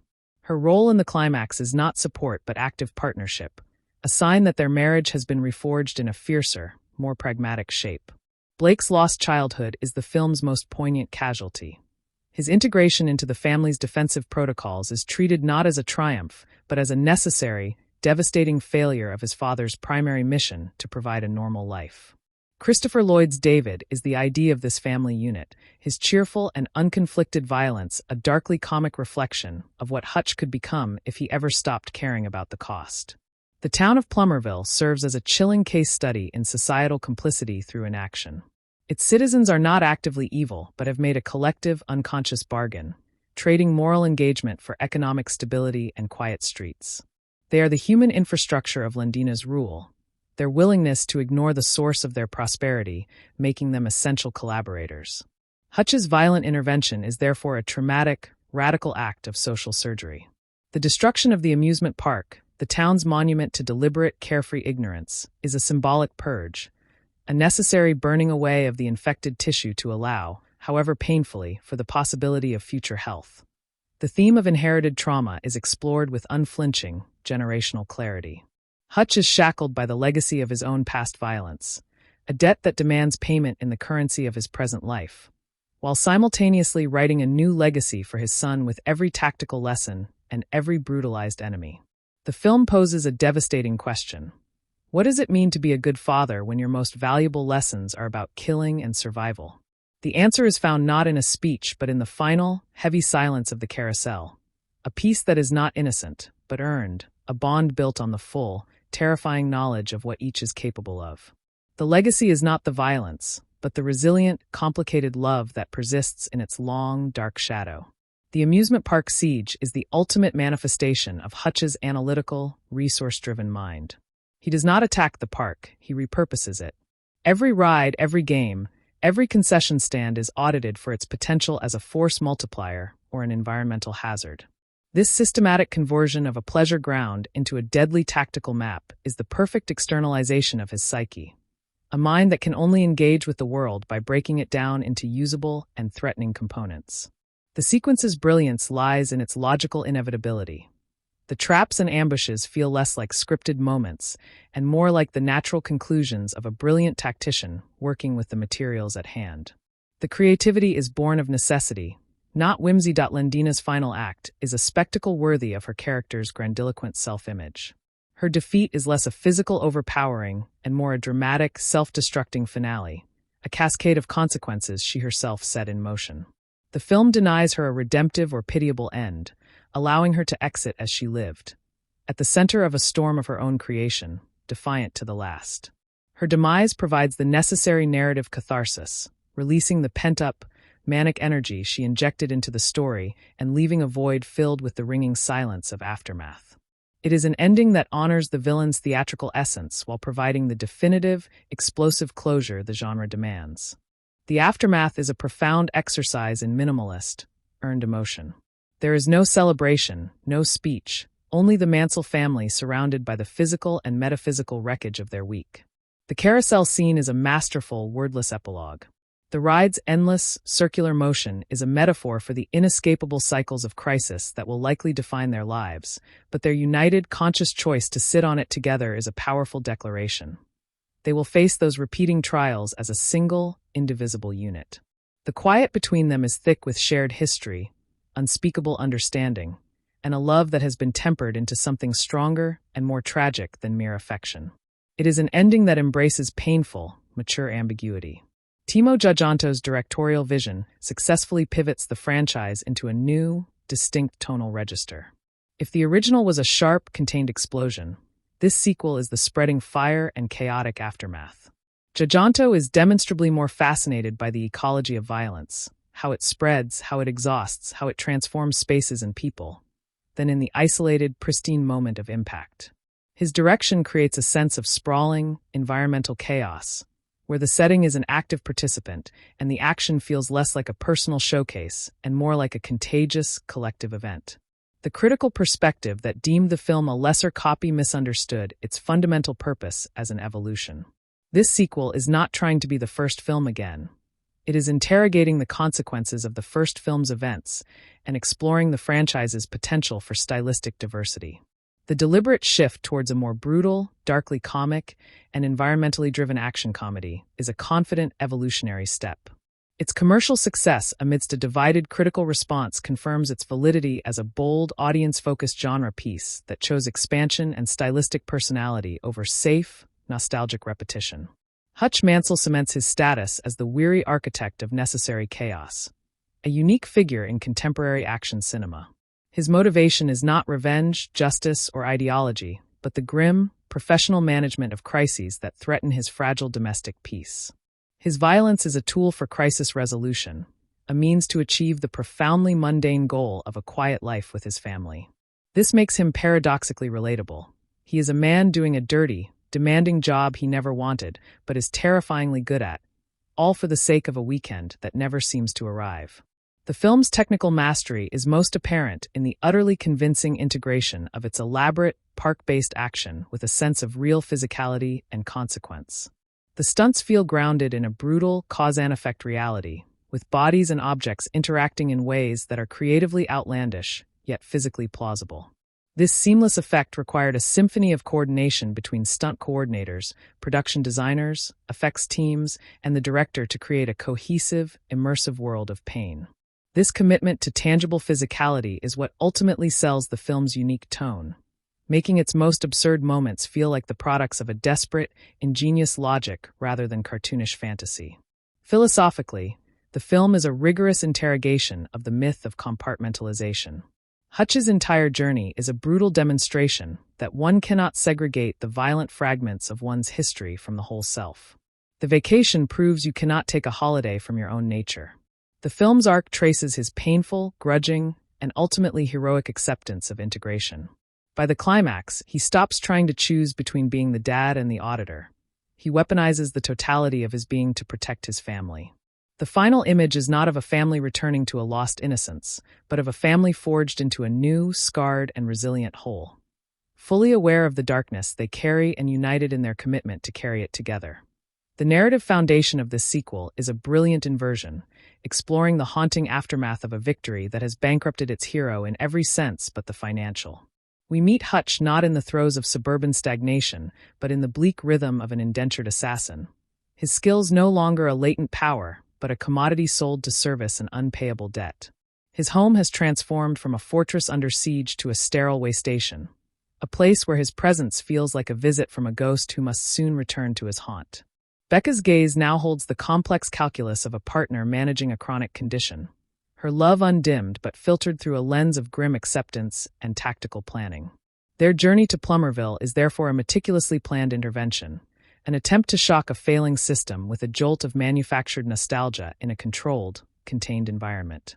Plummerville itself is introduced not as a location but as a potent, loaded symbol, a physical manifestation of the simpler life Hutch believes he is fighting for, yet one that rings with a hollow, theme park authenticity. The town is a stage set dressed in the primary colors of a forgotten childhood, its cheerful normalcy so absolute it feels like an aggressive argument against the complexity of Hutch's reality. His attempt to perform the role of tourist is a study in profound dislocation. He moves through the crowds and attractions like a man reading from a script in a language he only vaguely understands. The omnipresent, unforgiving daylight becomes a metaphor for exposure, stripping away the comforting shadows where his true nature resides and leaving his hypervigilance naked and twitching under the benign, curious stares of strangers. The catalyst in the arcade is a masterclass in dramatic irony, a small spark that ignites a conflagration precisely because of Hutch's restraint. He employs a sophisticated, almost diplomatic protocol of conflict resolution, a skill set forged in scenarios where a misstep means international incidents or body counts. His young adversary operates on a crude, binary code of respect and disrespect, where any concession is seen as an absolute surrender. Hutch's critical, tragic error is applying a grandmaster's strategy to a game of checkers. His nuanced retreat is read as a fundamental weakness. This minor, misinterpreted event functions like a litmus test, instantly revealing the corrosive chemicals eating away at Plummerville's picturesque surface. It demonstrates that Hutch, by virtue of his very existence, is a walking anomaly that exposes systemic flaws. The response from the local authority, Sheriff Abel, is one of institutional inertia rather than personal vendetta. Abel is a company man for the crime syndicate, his corruption a comfortable, bureaucratic fact of life, not a passionate choice.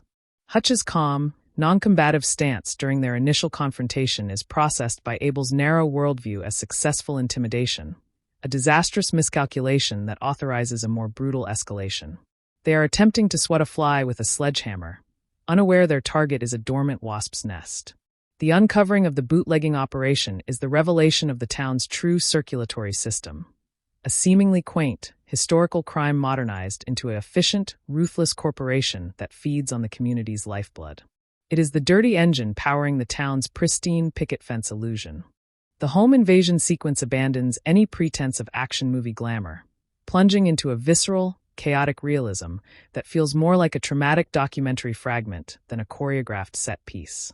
The fight is a desperate, gasping, ugly affair, a struggle where survival is less about skill and more about animalistic will and brutal opportunism. The loss of Hutch's finger is a moment of shocking, tangible consequence that irrevocably alters the film's DNA. This is not a cool scar but a debilitating wound, a permanent receipt stamped paid in flesh for his naive attempt at peace. His transformation that follows is chilling in its swift totality. The weary family man is shut down, and the cold, analytical field operative comes online, assessing the situation not with anger, but with the detached focus of an engineer surveying a structural collapse. Lendina's entrance is a bolt of pure, unchecked theatrical lightning, her presence instantly recalibrating the film's atmosphere from tense thriller to operatic grotesque. Sharon Stone imbues her with the decadent energy of a fallen monarch, her criminal enterprise less a source of income and more a sprawling canvas for her own narcissistic and chaotic self-expression. The kidnapping is executed with a flamboyant, psychological cruelty that reveals her understanding of true power lies in narrative control and the manipulation of primal fears. She is Hutch's perfect nemesis. Chaotic entropy to his ordered control, openly emotional to his repressed calculation, and finding ecstatic joy in the game where he finds only exhausting, necessary labor. Their conflict is thus elemental, a war between two diametrically opposed forces of nature. Timo Tjahjanto's action philosophy finds its power in a relentless, immersive authenticity of exhaustion. The unbroken takes do not showcase superhuman stamina, but force the audience to endure the grueling, grinding reality of sustained physical conflict. We are not allowed to look away from the fumbled punches, the desperate clinches, the precious seconds lost to disorientation and pain. This is not entertainment, but an ordeal, a sensory immersion in the ugly mechanics of violence. The camera's unblinking, participatory gaze refuses to provide a safe, editorial distance. The sound design reinforces this brutal intimacy, each impact a wet, sickening thud that feels less like a movie effect and more like a violation heard from inside the body. The humor that leavens this brutality is the darkest shade of comedy, emerging spontaneously from the sheer, absurd incongruity of the situations. It is the laugh that comes when a lethal ambush is initiated with a children's water slide, or when a moment of tense planning is underscored by the tinny melody of a nearby calliope. This is not written wit, but the organic comedy of a world where the rules have utterly broken down. It serves as Hutch's likely internal coping mechanism, a continuous, cynical narration on the ridiculous theater of survival he is perpetually cast in. This gallows humor is a vital psychological pressure valve, allowing the audience to process the unrelenting visceral onslaught without becoming numb. Bob Odenkirk's performance is a masterclass in conveying profound internal conflict through minimalist physical and emotional cues. He communicates Hutch's perpetual state of threat assessment through a subtle, almost subconscious language. A barely there tension in the shoulders when a path is blocked, a microscopic flicker in the eyes when a lie is detected, a weariness in his posture that speaks of a soul carrying an unbearable weight. His physicality is not that of an athlete but of a seasoned laborer, his movements economical, precise, and devoid of any wasted flourish. He makes the duality of Hutch's existence feel tragically inevitable. A man whose capacity for love and his proficiency for violence are inextricably linked strands of the same fraying rope. The deep, resonant exhaustion he radiates is the film's emotional anchor, the visible cost of every hard choice. The Mansell family's adaptation is a poignant, unspoken subplot about love evolving under extreme duress. Becca's journey is from a wife longing for her husband's return to a strategic partner accepting a permanent, shared state of defensive readiness. Her active role in the climax is not one of helpless support, but of essential partnership, signaling that their bond has been reforged into something stronger, more pragmatic, and tragically aware. Blake's lost innocence is the film's quietest tragedy. His integration into the family's defensive protocols is treated not as a coming-of-age triumph, but as a devastating failure of his father's core mission to provide a sheltered life. Christopher Lloyd's David is the ID of this family drama, his cheerful and unconflicted violence serving as a darkly comic, unsettling reflection of a path Hutch could have taken, free of the burden of conscience. The town of Plummerville operates as a chilling allegory for societal complicity through willful ignorance. Its citizens are not malevolent, but have collectively entered a silent, profitable pact, trading moral engagement for stability and the comfort of the familiar. They are the human ecosystem that allows Lendina's poison to flourish, their passive acceptance the water and sunlight for her corruption. Hutch's violent intervention is thus a traumatic, radical act of societal defibrillation. The destruction of the amusement park, the town's gaudy monument to chosen ignorance, is a symbolic purging, a necessary, fiery cleanse of the infected communal space to allow for the painful possibility of a healthier future. The theme of cyclical and inherited violence is explored with a stark generational clarity. Hutch is ensnared by the karmic debt of his own past violence, a mortgage on his soul that demands constant, bloody payments, while simultaneously drafting a new, violent inheritance for his son with every tactical lesson and every dispatched enemy. The film poses an unanswerable ethical question. What is the nature of good fatherhood when your most valuable teachings are about killing and survival? The answer is not provided in dialogue but in the final, heavy, shared silence on the carousel. A peace that is not innocent, but earned, a bond constructed upon the full, terrible knowledge of shared capability and sacrifice. The true legacy may not be the violence itself, but the resilient, complicated love that persists within its everlasting echo. The amusement park siege represents the ultimate externalization of Hutch's analytical, resource-oriented mind. He does not assault the park, he reverse engineers it. Every attraction, every stall, every pathway is audited for its potential as a weapon, a trap, or a tactical funnel. This systematic conversion of a pleasure ground into a deadly, interactive schematic is the perfect metaphor for his psyche. A consciousness that can only engage with the world by deconstructing it into usable and threatening components. The sequence's brilliance lies in its logical coherence.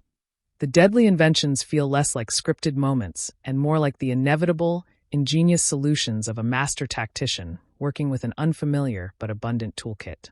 Lendina's final act is a spectacle meticulously crafted to suit her character's grandiose self-mythology. Her defeat is less a physical overpowering and more a dramatic, cascading collapse of the chaotic empire she built, a house of cards consumed by its own internal fire.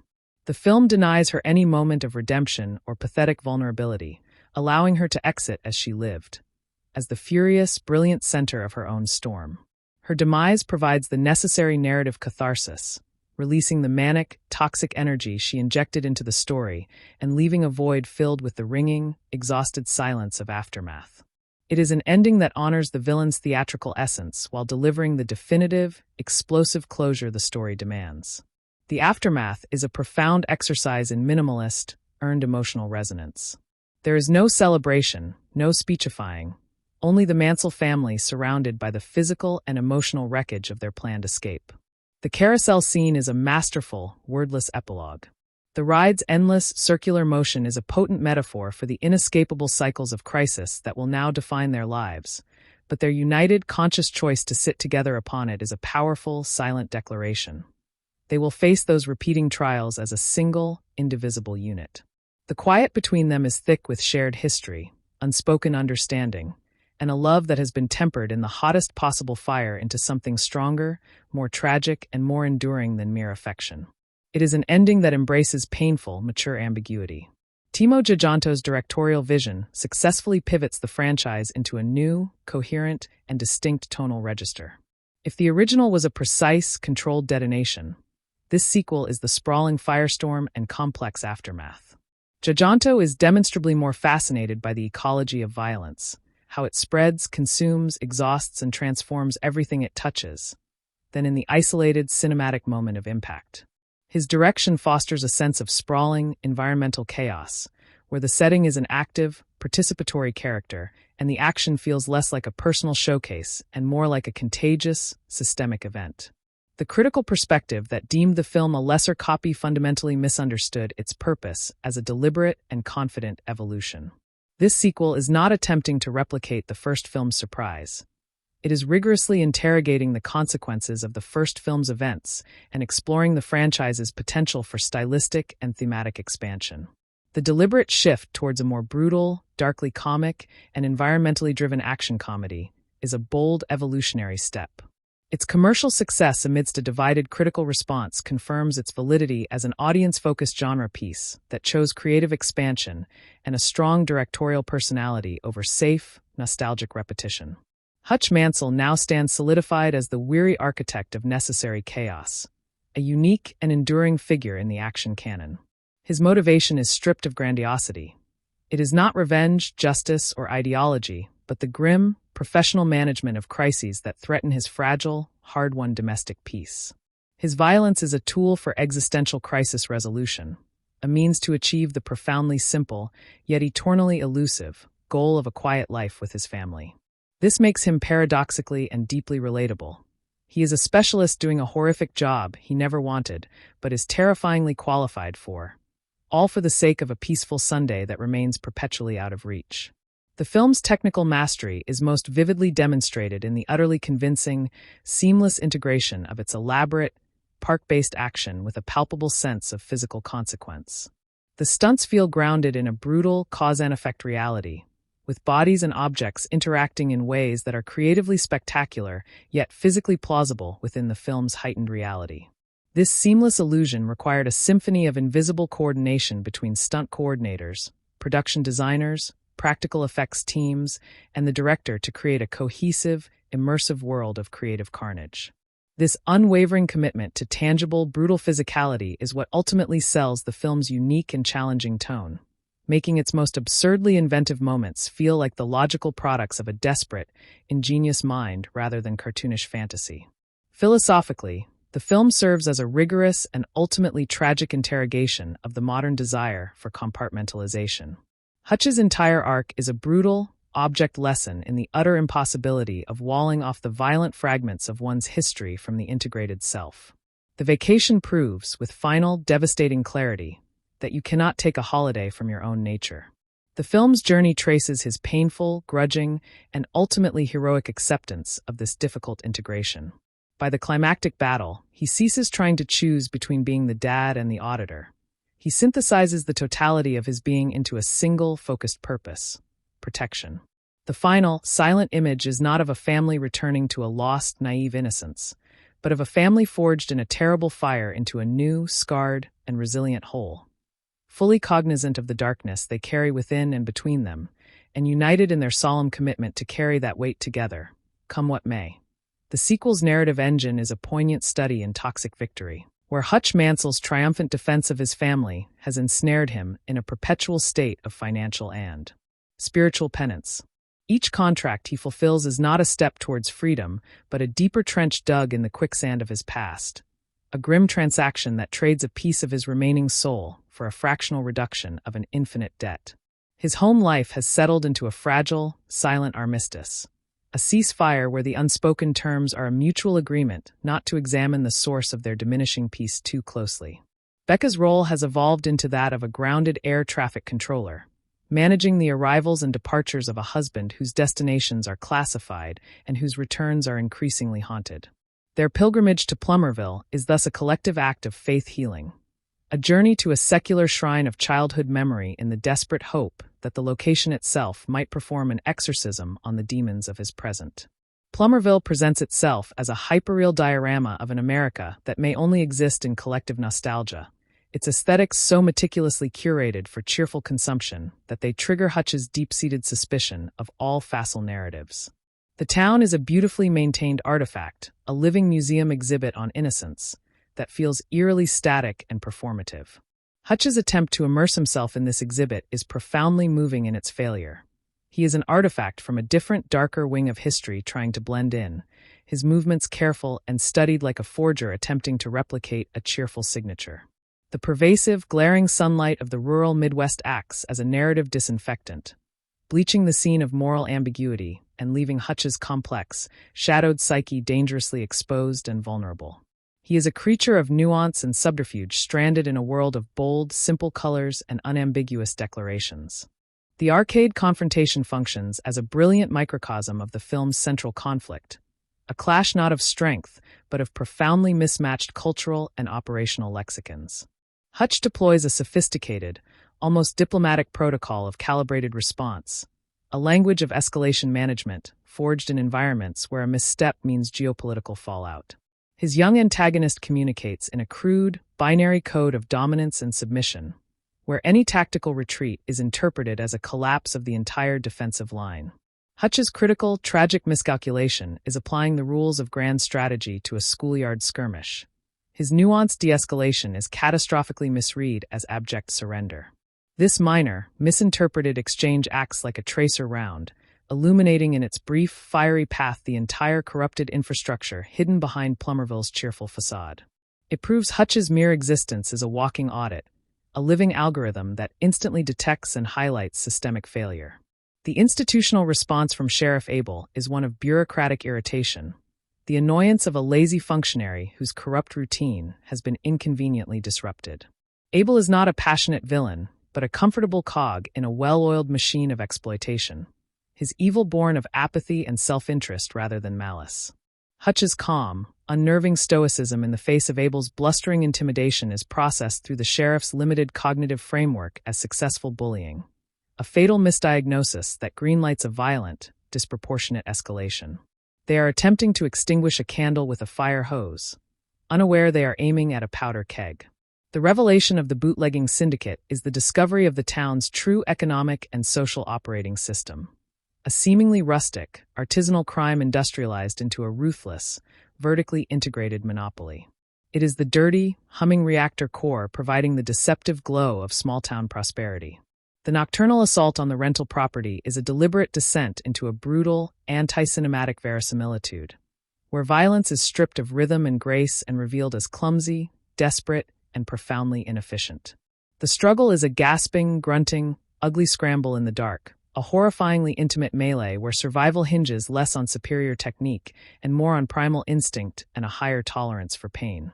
The amputation of Hutch's finger is a masterstroke of narrative consequence, a sudden, shocking subtraction that grounds the escalating absurdity in irreversible bodily loss. This is not a heroic wound, but a debilitating injury, a permanent receipt stamped with the brutal price of his attempted retreat from his own nature. His subsequent metamorphosis is chilling in its speed and totality.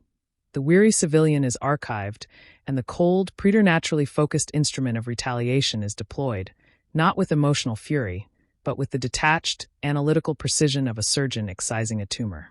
Lendina's introduction is a seismic tonal shift, a geyser of pure, unfiltered theatricality that erupts into the film's tense, grounded atmosphere. Sharon Stone embodies her as a pagan goddess of chaos ruling a petty, gaudy kingdom, her criminal enterprise less a source of wealth and more a sprawling, ongoing performance piece celebrating her own capricious power. The kidnapping is executed with a grotesque, narrative-minded flair, revealing her genius lies in psychological theater and the weaponization of sentimental attachment. She is Hutch's perfect antithesis and catalyst.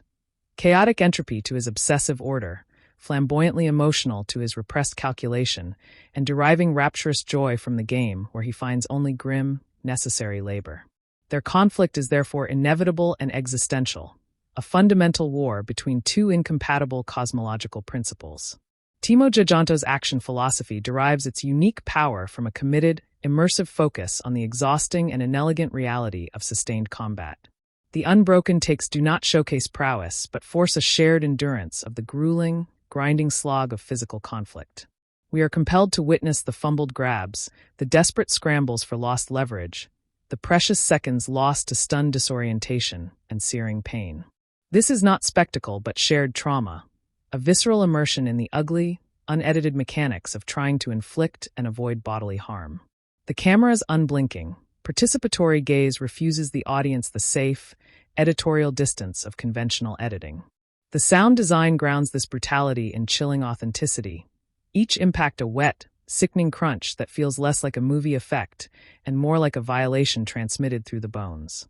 The humor that leavens this relentless brutality is the darkest possible shade of comedy, emerging organically from the sheer, absurd incongruity of the tools and the task. It is the laugh that catches in the throat when a high-stakes ambush is sprung using a malfunctioning animatronic bear, or when a moment of silent tactical preparation is serenaded by the relentlessly cheerful jingle of a nearby prize counter. This is not written wit, but the spontaneous comedy of a universe whose rules have spectacularly collapsed. It serves as the likely soundtrack to Hutch's internal monologue, a continuous, dry, and profoundly cynical narration on the ridiculous theater of survival in which he is the perpetually typecast lead. This gallows humor is an essential psychological safety valve, a coping mechanism that allows both character and audience to process the unrelenting visceral assault without succumbing to despair or numbness. Bob Odenkirk's performance stands as a monumental achievement in the conveyance of profound internal conflict through minimalist, deeply felt physical and emotional cues. He communicates Hutch's perpetual state of hypervigilant threat assessment through a subtle, almost subliminal language. A microscopic tightening around the eyes when a story's chronology falters, an imperceptible shift in stance that prepares for violence that may never come, a weariness in his very posture that speaks of a soul permanently burdened by the weight of its own capabilities. His physicality is not that of a sculpted action hero, but of a worn, efficient tool, every movement conserving energy and avoiding flourish, speaking of a man for whom violence is a taxing job of work. He makes the terrifying duality of Hutch's existence feel tragically inevitable and deeply human. A man whose profound love and his horrific proficiency are two sides of the same battered, weathered coin. The deep, resonant exhaustion he projects is the film's emotional keystone, the visible receipt for every hard-won moment of safety. The Mansell family's forced evolution under extreme pressure is a poignant, largely unspoken narrative of love adapting to a permanent state of siege. Becca's arc is a journey from a partner seeking reconnection to a co-commander accepting a shared, lifelong duty of defensive readiness. Her active, crucial role in the climax is not one of auxiliary support, but of equal partnership, a powerful signal that their marriage has been reforged in a fiercer, more pragmatic, and unbreakable shape. Blake's lost childhood is the film's most quietly devastating casualty. His integration into the family's defensive protocols is treated not as a heroic coming of age, but as a tragic, irreversible failure of his father's primary mission to provide a sanctuary from the very world he inhabits. Christopher Lloyd's David is the unfiltered ID of this family dynamic, his cheerful and utterly unconflicted violence serving as a darkly comic and deeply unsettling funhouse mirror, reflecting a version of Hutch who embraced his nature without regret or the exhausting burden of conscience. The community of Plummerville operates as a chilling case study in societal complicity through cultivated ignorance and passive acceptance. Its citizens are not actively evil, but have collectively entered a profitable, silent bargain, trading moral clarity and engagement for civic stability and the comfort of the familiar. They are the fertile, uncritical soil that allows Lendina's poisonous enterprise to take root and flourish, their willful blindness the sunlight that helps it grow. Hutch's violent intervention is therefore a traumatic, radical, and necessary act of societal defibrillation. The destruction of the amusement park, the town's gaudy, central monument to deliberate, carefree ignorance, is a symbolic purging by fire, a necessary raising of the infected communal space to allow, however painfully, for the possibility of future, healthier growth. The theme of cyclical and inherited violence is explored with a stark, generational, and tragic clarity.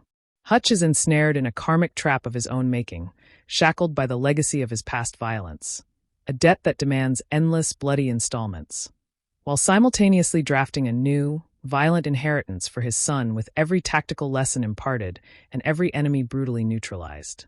The film poses an agonizing modern ethical dilemma. What is the nature of good fatherhood when your most valuable, life-saving teachings are fundamentally about killing, survival, and the suppression of mercy? The answer is not provided in expository dialogue, but in the final, heavy, shared silence on the carousel. A peace that is not innocent, but earned through shared trauma, a bond constructed upon the full, terrible, mutual knowledge of shared capability and profound sacrifice. The true, lasting legacy may not be the violence itself, but the resilient, complicated, and enduring love that somehow persists and even grows within its long, cold shadow. The amusement park siege represents the ultimate, terrifyingly logical externalization of Hutch's uniquely analytical, resource-oriented, and predatory mind. He does not attack the park, he audits and repurposes it. Every spinning ride, every game booth, every sugary concession is coldly evaluated for its potential as a weapon, a trap, a barrier, or a distraction. This systematic, creative conversion of a pleasure ground into a deadly, interactive tactical schematic is the perfect metaphor for his psyche, a consciousness that can only engage with the world by deconstructing it into a series of threats and usable assets. The sequence's genius lies in its relentless internal logic. The ingenious, horrific traps feel less like scripted stunts and more like the inevitable, inspired solutions of a master strategist forced to work with a bizarre but abundant new toolkit. Lendina's final act is a spectacle meticulously crafted to be a fitting, operatic coda for a character who lived her entire life as a grand, grotesque performance. Her defeat is less a physical overpowering and more the dramatic, cascading collapse of the chaotic, fragile empire she constructed, a palace of madness consumed by its own internal fires. The film wisely denies her any moment of redemptive clarity or pathetic vulnerability, allowing her to exit the stage as she lived upon it, as the furious, brilliant, and defiant author of her own fiery demise. Her end provides the necessary narrative catharsis and release, finally dispelling the manic, toxic energy she injected into the story and leaving behind a void filled only with the ringing, exhausted silence of a hard-won, devastating peace. It is an ending that honors the villain's grandiose, theatrical essence while delivering the definitive, explosive closure the story's moral architecture demands. The aftermath is a profound and masterful exercise in minimalist, earned emotional resonance and haunting ambiguity. There is no victory celebration, no cathartic speech, only the Mansell family sitting together amidst the smoldering physical and metaphysical wreckage of their planned escape. The carousel scene is a masterpiece of wordless epilogue. The ride's endless, circular, and pointless motion is a potent metaphor for the inescapable cycles of crisis and violence that will now forever define their lives, but their united, conscious, and silent choice to sit together upon it is a powerful, unspoken declaration of unity. They will face those relentless, repeating trials as a single, indivisible unit. The heavy, loaded quiet between them is thick with unspoken history, profound mutual understanding, and a love that has been tempered, beaten, and forged in the hottest possible fire into something stronger, more tragic, more complex, and more enduring than simple affection. It is an ending that bravely and maturely embraces painful, unresolvable ambiguity. Timo Tjahjanto's distinct directorial vision successfully, and with confident purpose, pivots the entire franchise into a new, coherent, and vividly distinct tonal and stylistic register. If the original film was a precise, controlled, and character-centric detonation, this sequel is the sprawling, uncontrollable firestorm and its complex, messy, long-lasting aftermath.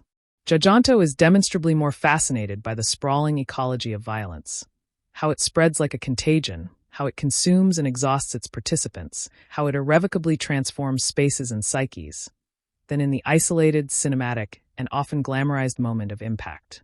His dynamic direction intentionally fosters a powerful sense of sprawling, environmental, and contagious chaos, where the setting itself becomes an active, participatory character, and the action feels less like a personal showcase for a superhero and more like a systemic, almost viral event that engulfs everyone in its path.